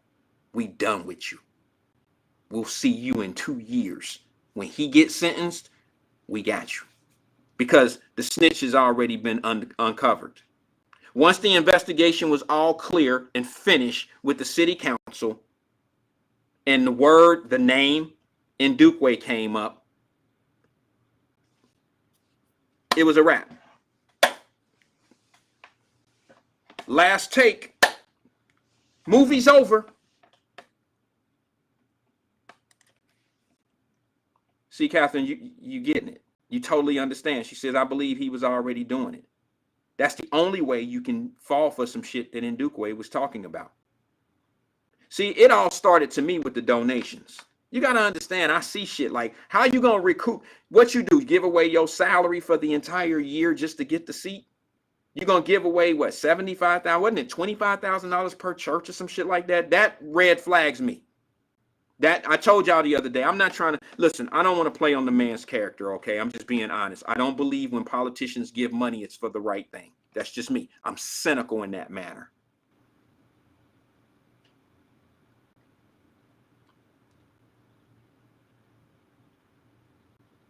The last place I want to see a politician is in somebody's church.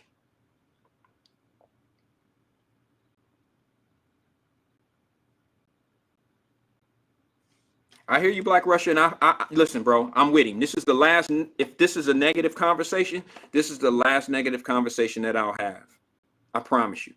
The next time I talk about Jeff Pastor will be if he come out and say something again, or when the trial starts, and we're following the case. Outside of that, I've never wanted to have this conversation. I've never wanted, because anybody that know me know I'm not down for this type of shit. Like, I'm not really trying to make this man look bad. Matter of fact, regrettably, I'm saying the things I'm saying because when it's somebody else's turn, I'm going to go extra. I'm going to go extra hard.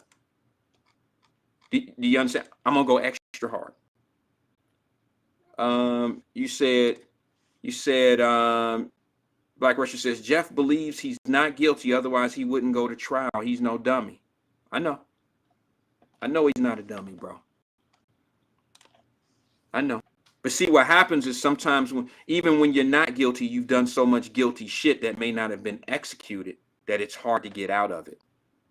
You know, you can execute a plan that never goes through. You ever seen, and this is a true story, you ever seen people get charged with an attempt and never tried to do something? I'll give you a perfect example.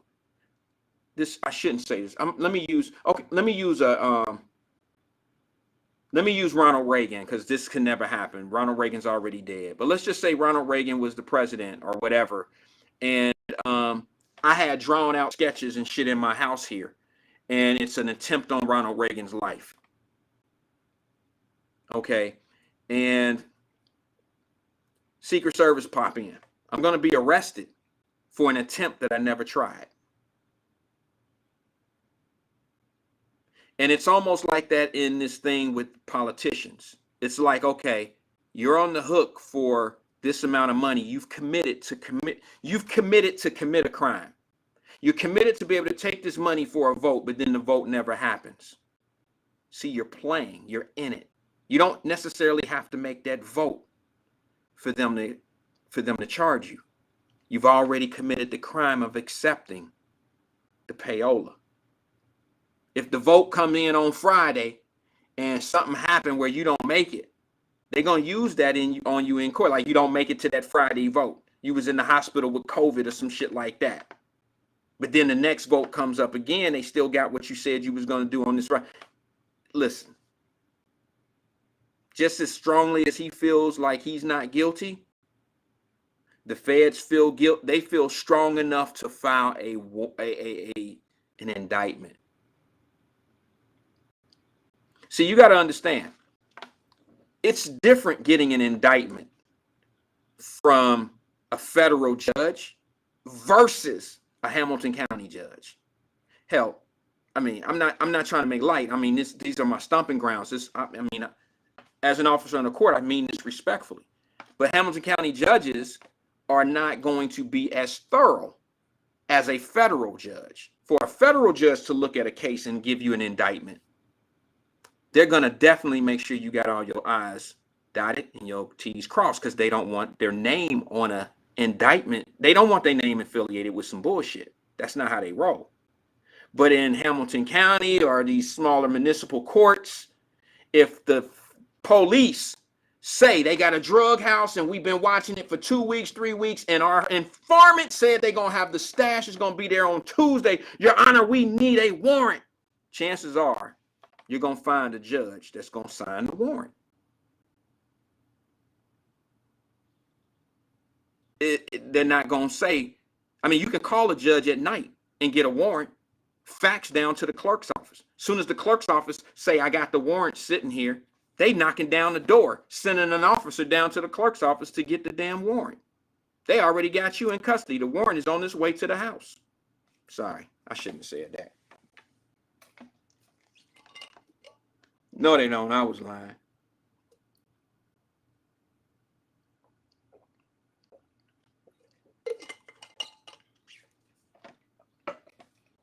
It's just different.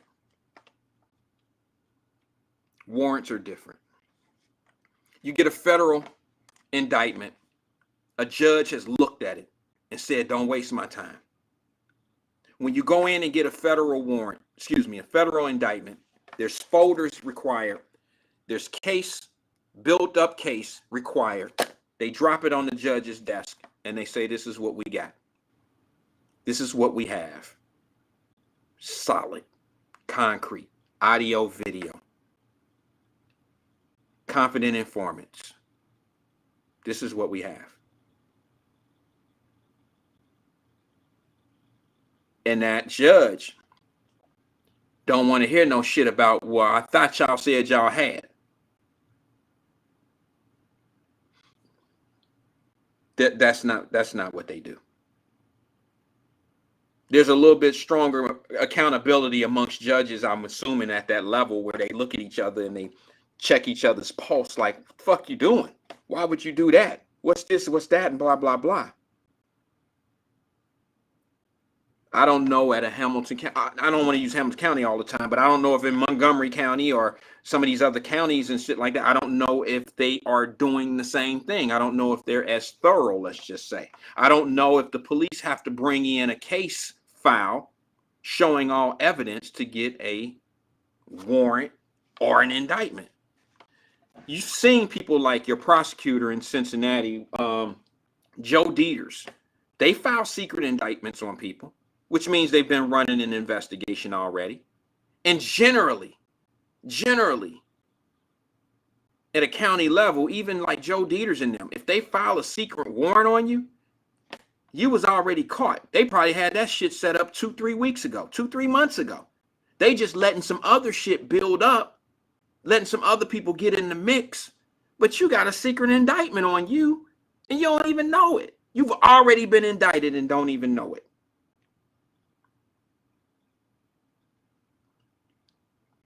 To get 10 counts, like Jeff Pastor did, they probably start getting indictments by the 3rd count. They probably was concrete by count 3.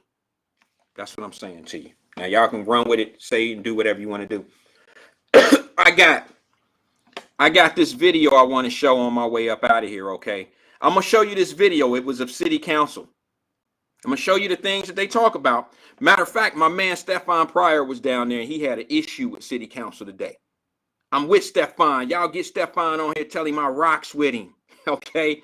I know him, he cool with me. His dad is a legend, was a legend, but he's going to open up the show of what I'm going to show you on this video. He had an issue down there at city council. I want y'all, now y'all know Stefan was running for city council. And y'all ask me why I won't run for city council and shit like that. I don't have nothing to do with what those folks do down there. I wouldn't be able to sit in the council meetings and hear some of the things that's being said and how the shit you want me to fix this shit. Just move the damn shit out the way. What you doing down here? That's what I would be saying. And y'all don't want that. I'd have to see. They would say that's not me earning my money. But what I want you to do is watch this clip. It's my man Stefan Pryor having some problems about some things. You know, he boisterous. He do and say what the fuck he gonna do and say. I ain't mad at him. You know, some people don't think that his issues be valid. I don't know. But he has something to say. I'm gonna play that. But right after his, you only get 2 minutes. Right after his, I want you to watch the next person. I want you to watch the next person right after him. And I want you to tell me if this vaccination shit ain't got crazy. Check this video out. That matter, so we'll check and then follow up. Thank you for that. We appreciate you. Yes, ma'am. Okay, next we have Mr. Stefan Mitchell Pryor. Change my name. It's Pryor. So you can call my mama's maiden last name. What's going on, y'all? What's going on, council? West End Council don't got no 5013C. I don't know how they get that NSP money. They shouldn't be getting that, y'all. They do not got no 5013C. That's a conflict of interest right there. They don't got that.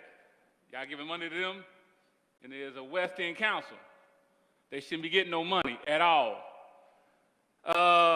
Donald Pringle's crosswalk, Greg Landsman, he reached out to me. Y'all on y'all job. I like that. At least one is. We need all y'all to be on y'all jobs, y'all. Y'all new. Y'all fresh. Y'all need to do fresh ideas for the community. ASAP. I remember I told some of y'all council members up here, y'all gonna get elected. My fault, selected, not elected. And look, y'all here. I knew it was coming. I told you that too. You too, they put a smile on your face. You're gonna get elected. My fault, selected. You know I told y'all that, Johnson, all that. You know I did.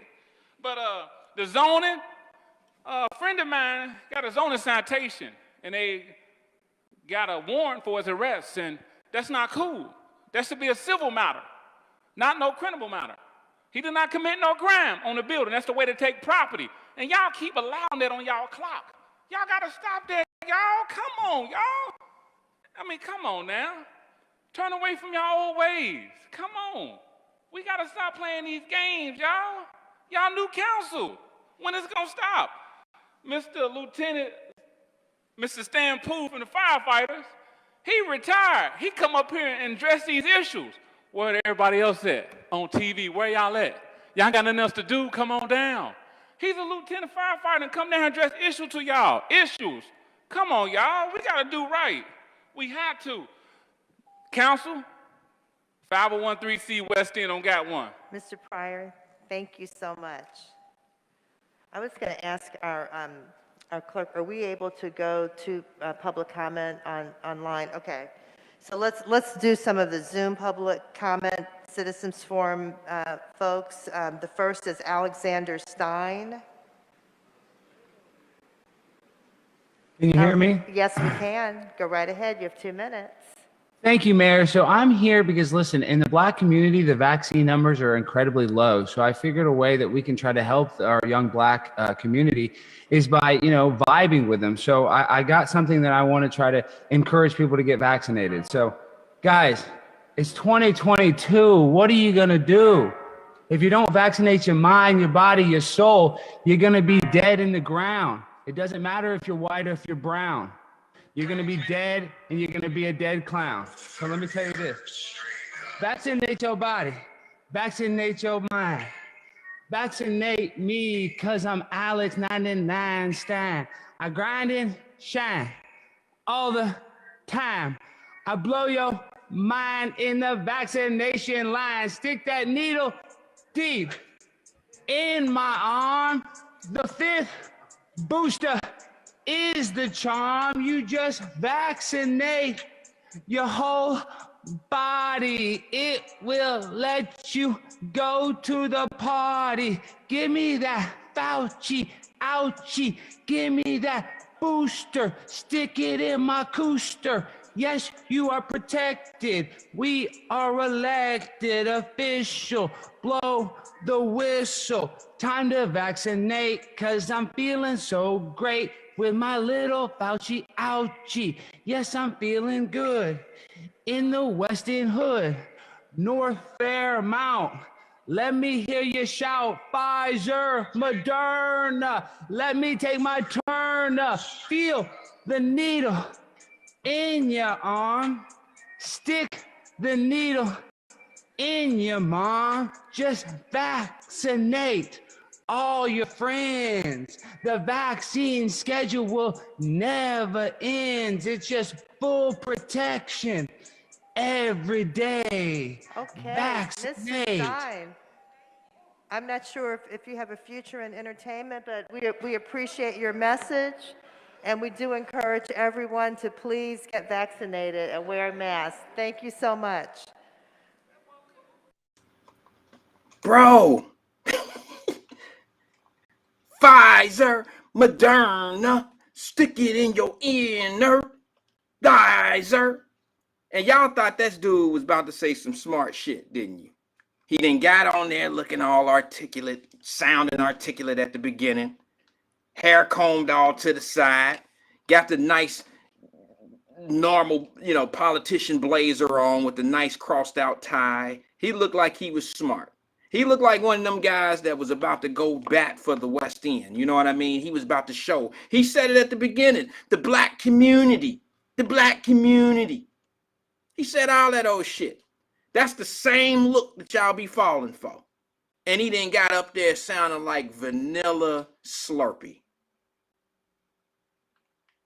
Sounding crazy than a motherfucker. And you know that shit sound crazy. And it was a freestyle. He didn't even write that shit down.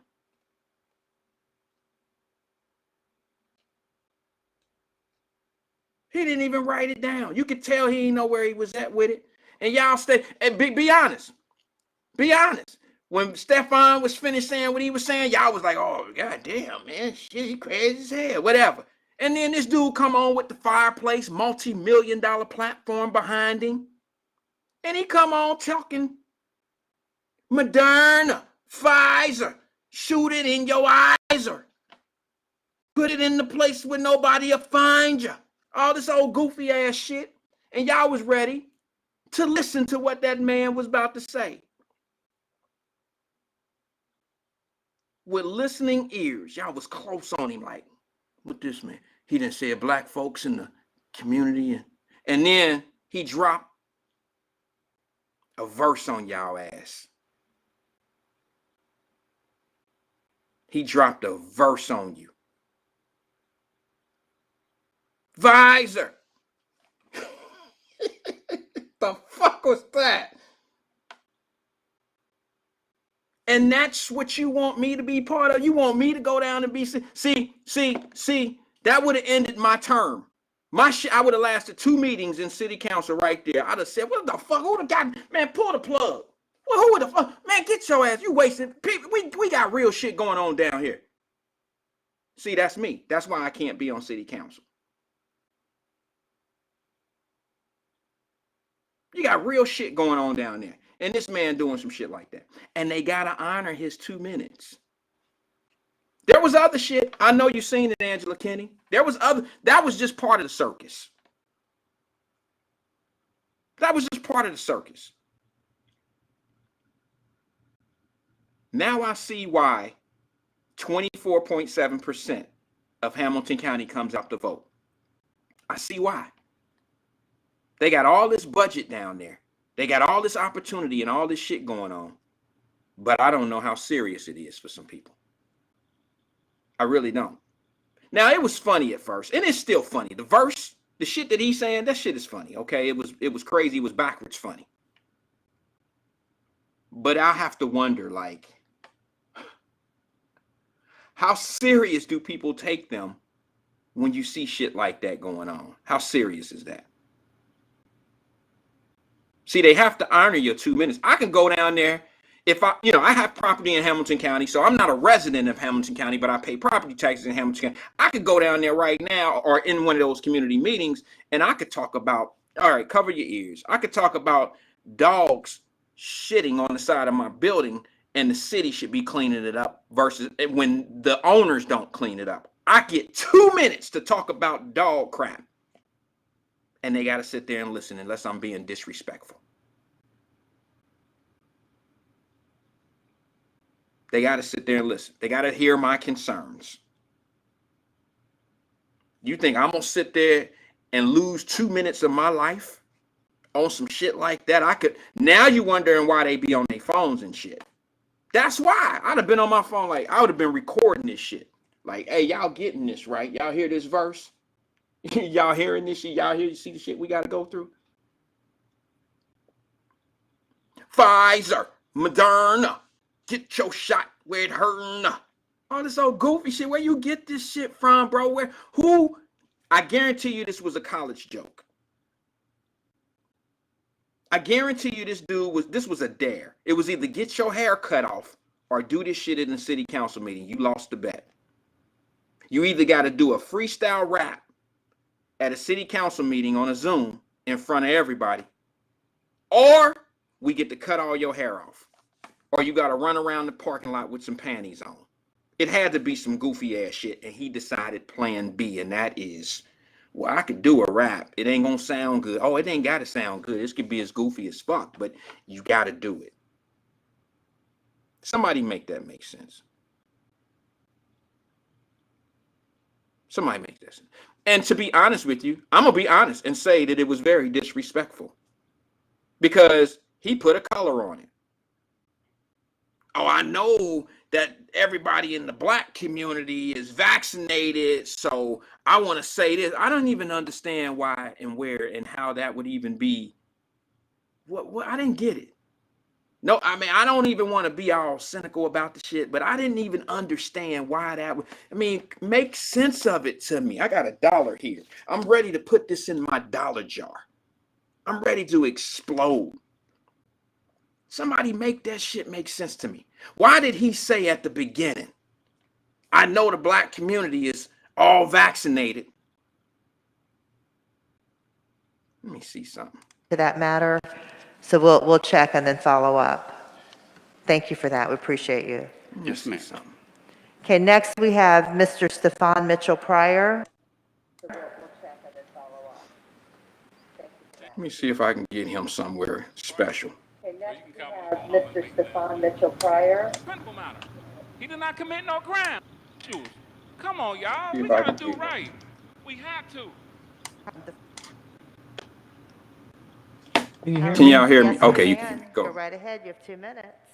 Thank you, Mayor. So I'm here because, listen, in the black community, the vaccine numbers are incredibly low. So I figured a way Look that how we can try to intelligent he help looked. our young black community is by, vibing with them. So I got something that I want to try to encourage people to get vaccinated. So, guys, it's 2022. What are you going to do? If you don't vaccinate your mind, your body, your soul, you're going to be dead in the ground. It doesn't matter if you're white or if you're brown. You're going to be dead, and you're going to be a dead clown. So let me tell you this. Vaccinate your body. Vaccinate your mind. Vaccinate me, because I'm Alex 99 Stein. I grind and shine all the time. I blow your mind in the vaccination line. Stick that needle deep in my arm. The 5th booster is the charm. You just vaccinate your whole body. It will let you go to the party. Give me that Fauci, ouchie.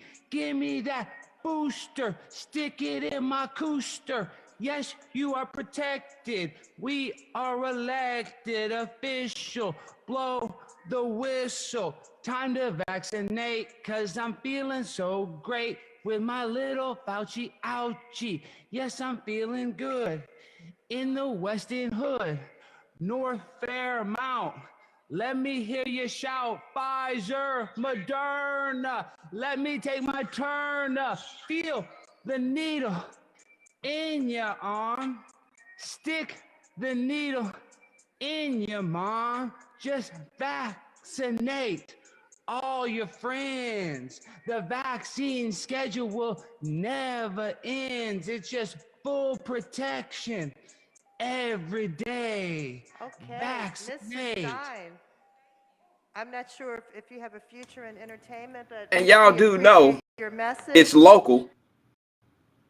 It's local because he used local locations. West End, North Fairmount, Shooter Free. All this old goofy shit. I'm like, what the hell? I guarantee you somebody dared him to do it. He lost the bet.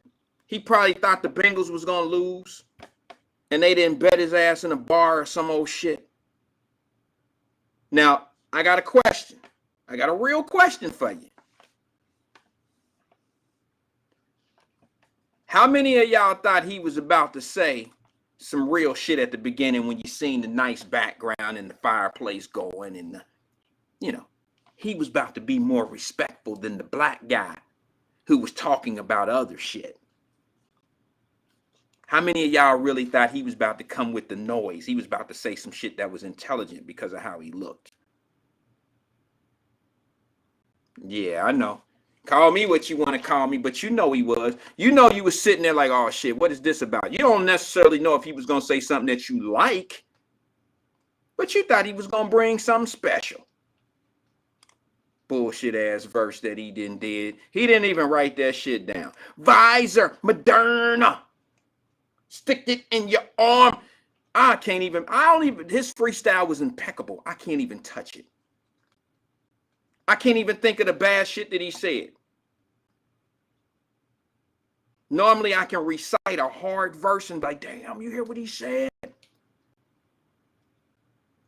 You know, and I can affiliate it with my life when somebody got a hard ass, like a verse that's dope as hell. You know, I got some MCs that say shit. Like Rick Ross said, never write a check with your eyes closed.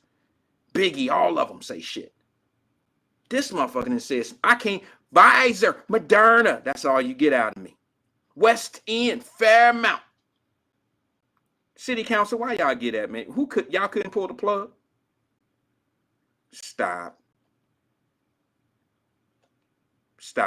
And I think where I got a little upset, I'm not really like tremendously mad, but I think when it got off balance to me is when it started, the way he started it. It was almost like he's delivering a message to the black community because he says, you know, in the black community, you know, this is how we gonna get the vaccination. You feel like you got to come with some dumbass flows in order to get your message across. Like if it's not in an intelligent form, we not gonna get it.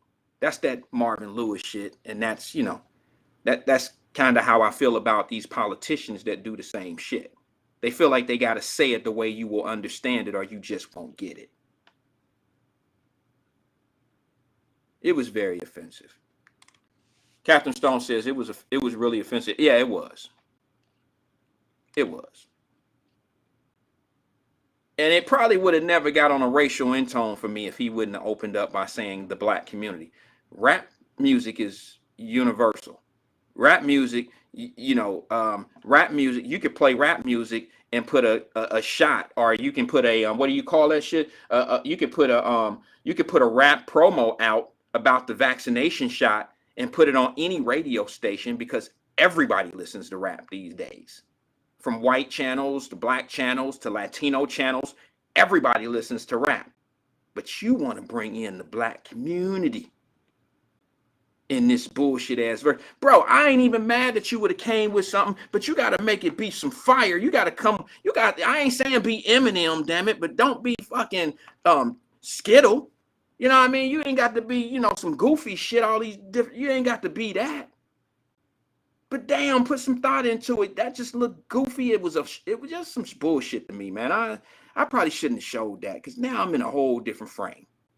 I'm in a whole different space right now. I should have never done that. I didn't let that man get me. I didn't let him get the best of me. Not feeling good about that.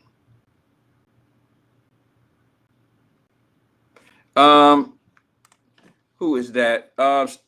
Stephen Fain says, and his ass was on the world news, they would impeach his ass the next day. Yeah, but this is a local kid. That wasn't even, I don't think that was a politician. He said something about his name was something 99. I'm telling you, man, that was one of them drunk boy in the bar type truth or dare type things, bro. Like you either cut all your hair off, run down at the Bengal Stadium with some female pink panties on, thongs, or go on city council and do a rap about the vaccination shot. Oh, and then you got to affiliate the black community with it. And he chose option 3.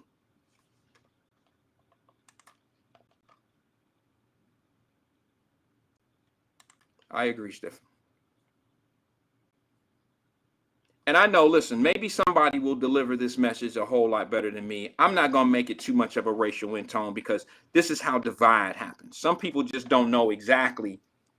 I can't help this one. This was some racial shit. You didn't mention all of the people that's down at them fucking Bengal stadiums that live in all those other areas that are not wearing masks and don't have vaccination shots. You didn't mention one of those neighborhoods. All the people that live in Mason, Westchester, and all the other areas that come into Hamilton County and sit their asses down at the Bengal Stadium, all 62 or 65,000 of them sit down there huffing and puffing.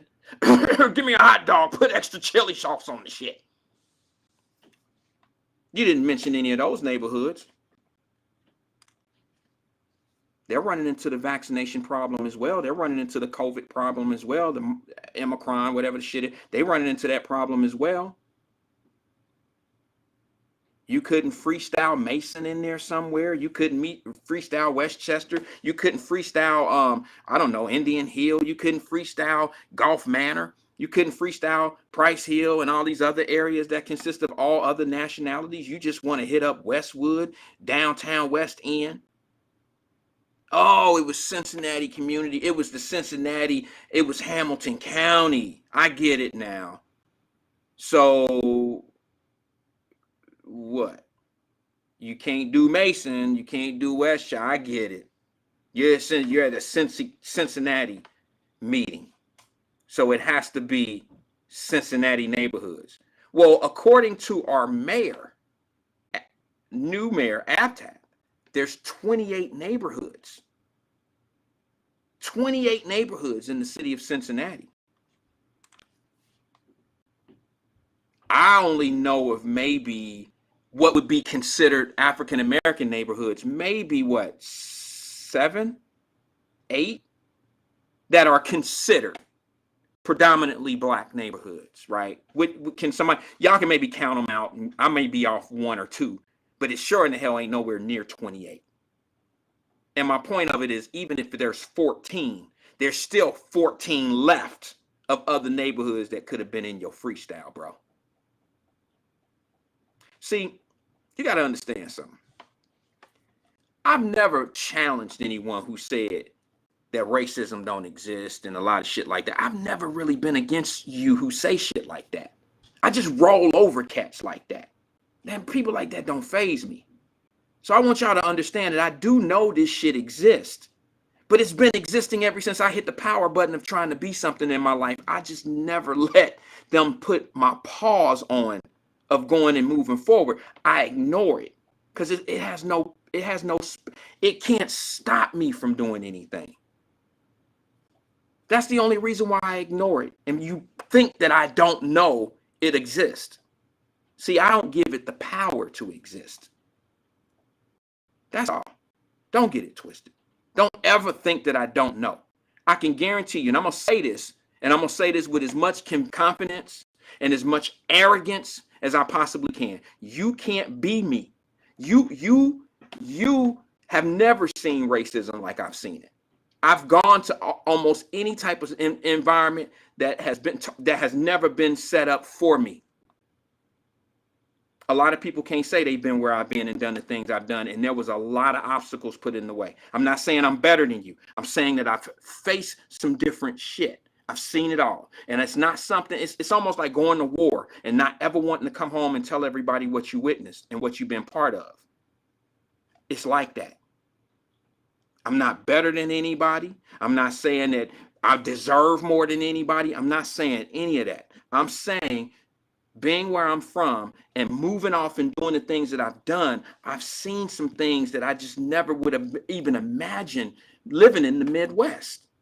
I've lived in the South. I've lived in Louisiana. I've lived in New Orleans. I have actually been put in a position where they put us in segregated classrooms. And I don't want to put my name, my age out there like that. But I lived in a time where even in Louisiana, Carr Junior High, I was put in a segregated room.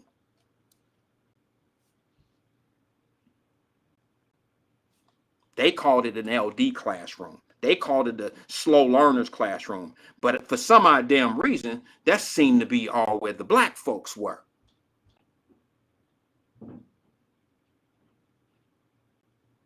See, you can't say that shit at Taft, or these are my areas that I grew up. I'm using the schools that I grew up. I grew up downtown, so don't think I'm on some bullshit. You can't say that at Taft, Porter, Bloom, or junior high, because it was 99.9% black. So when you seen a black kid in an LD classroom, what we called Zeke class, y'all know I always got to bring the old school shit up.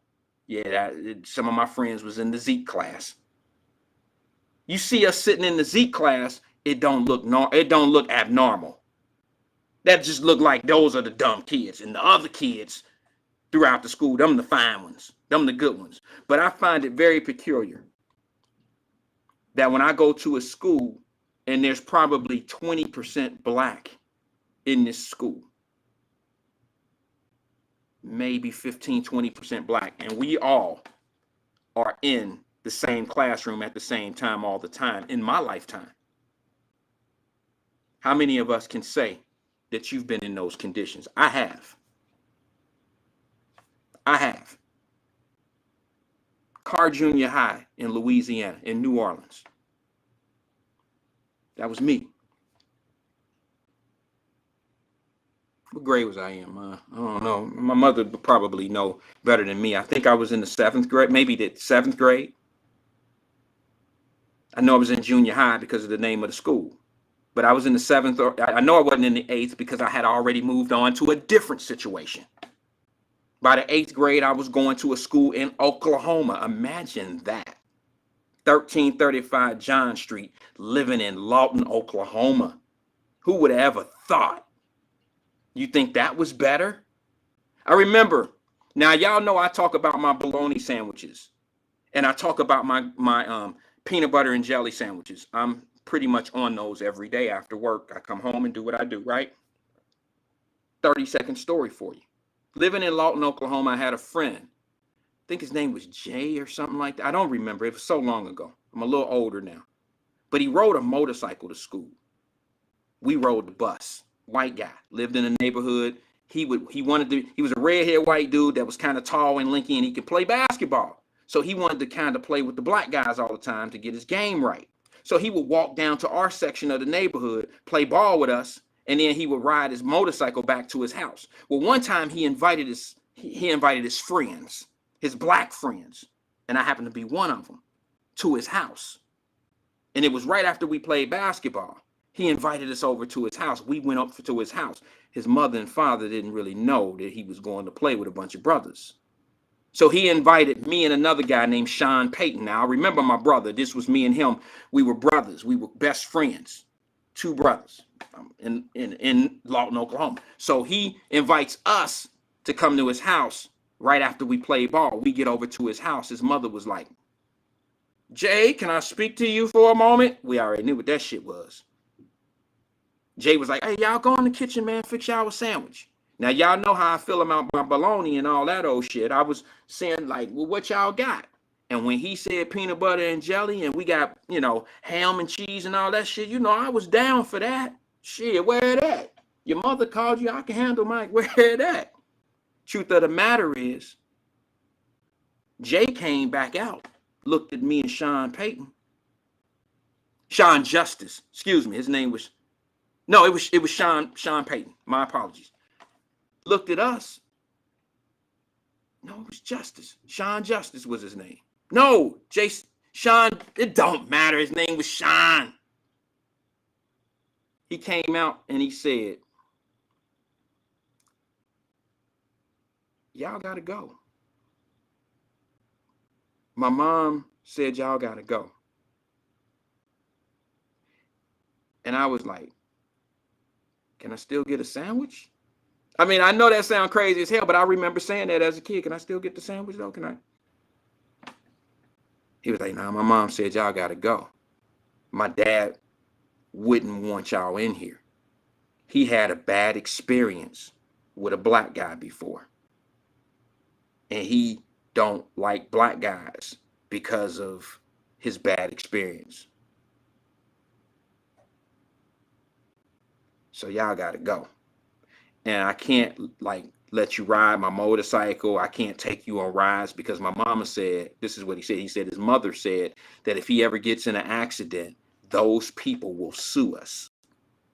If they get any opportunity to do anything to us, they will. Now this kid is so innocent at this shit. He don't even know he is really absolutely giving me the business of how his parents feel about us, and his parents don't even know us. I never even shared this story with my mother.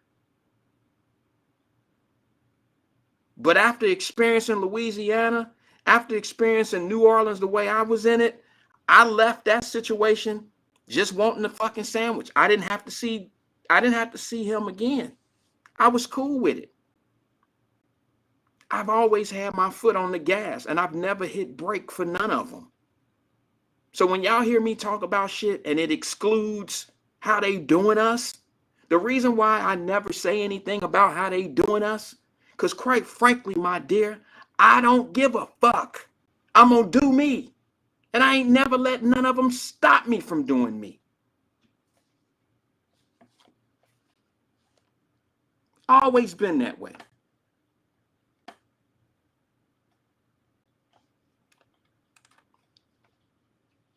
Catherine says, but it made you feel some type of way. Let me explain something to you, if I may.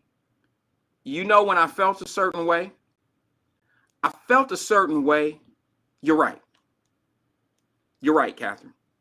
It made me feel a certain way. But guess when it made me feel a certain way?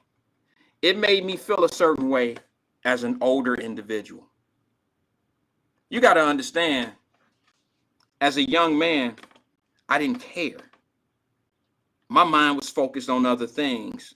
I was too busy focused.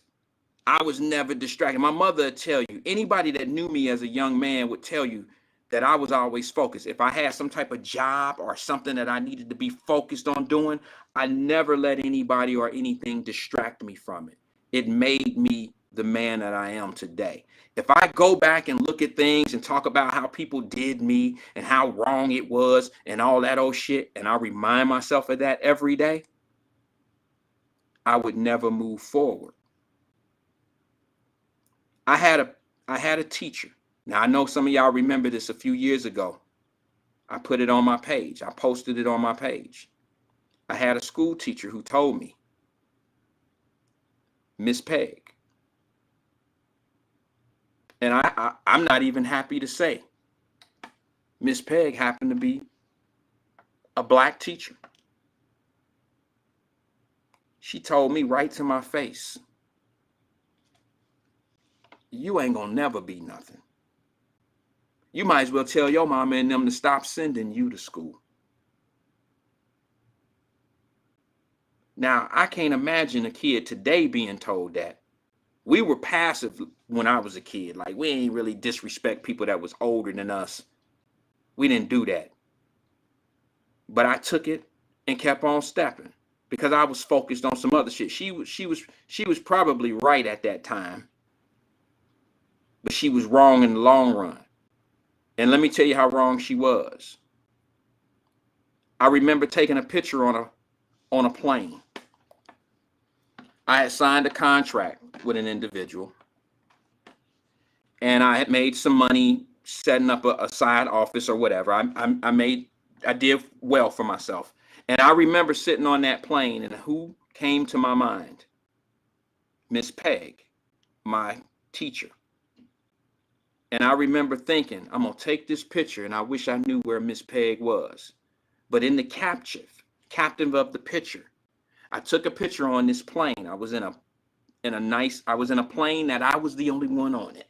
All right. And I took a picture of myself and I put it out to the world to see because I felt so great and proud of myself. I said, here, Miss Peg, this is for you.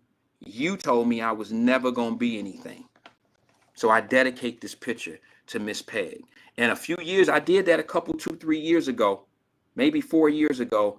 I was new to Facebook, and it was one of my very first postings. I don't know who ever remember that, but I dedicated that picture to Miss Peg, and I dedicate this song to Miss Peg. Hey, that's my time. I appreciate y'all coming in with me. I'll see y'all tomorrow at 5 o'clock. I'm going to Tennessee for the football game. So who they think gonna beat them Bengals? Miss Peg, you were wrong. I shall come forth as pure gold. Have you been tried in the fire? Have you been tried in the fire?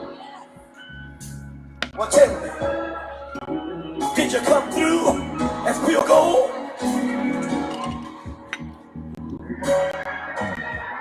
You kick it like the benefactor's benefactor. Well, truthfully, we know you never been a factor. Well, honestly, the truth is that you've been an actor. And now your actions got them boys got the mask up. Lectures from the devil got you piping hot. This helping you get screwed and chopped on Michael Watts. When I was 10, I knew I should have been on rap a lot. Think like Jay Prince and I do more than just rap a lot. I went and got my digits up. Your favorite, bruh. You don't want no trouble, cuz. The 25th, I got a meeting with the governor. That's no rap a lot, no rap a lot. I used to be faring down the Camelot. I used to whip up in my granny's pot. She asked my friends, was I? They said, no, we not.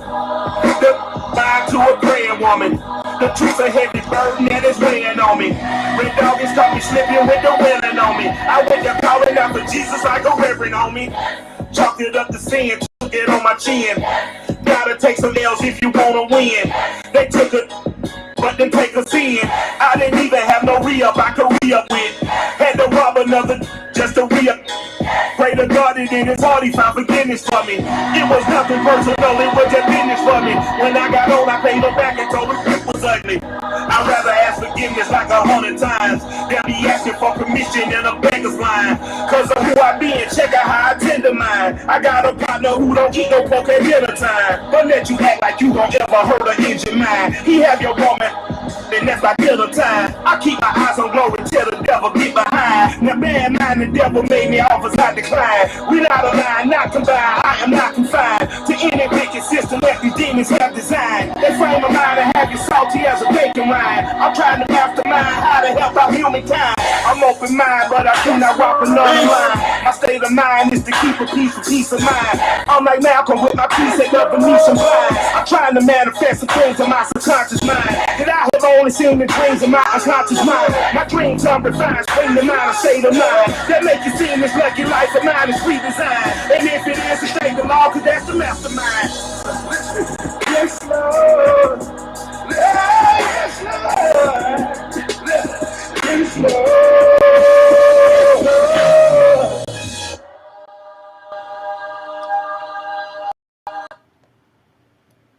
And that's 49.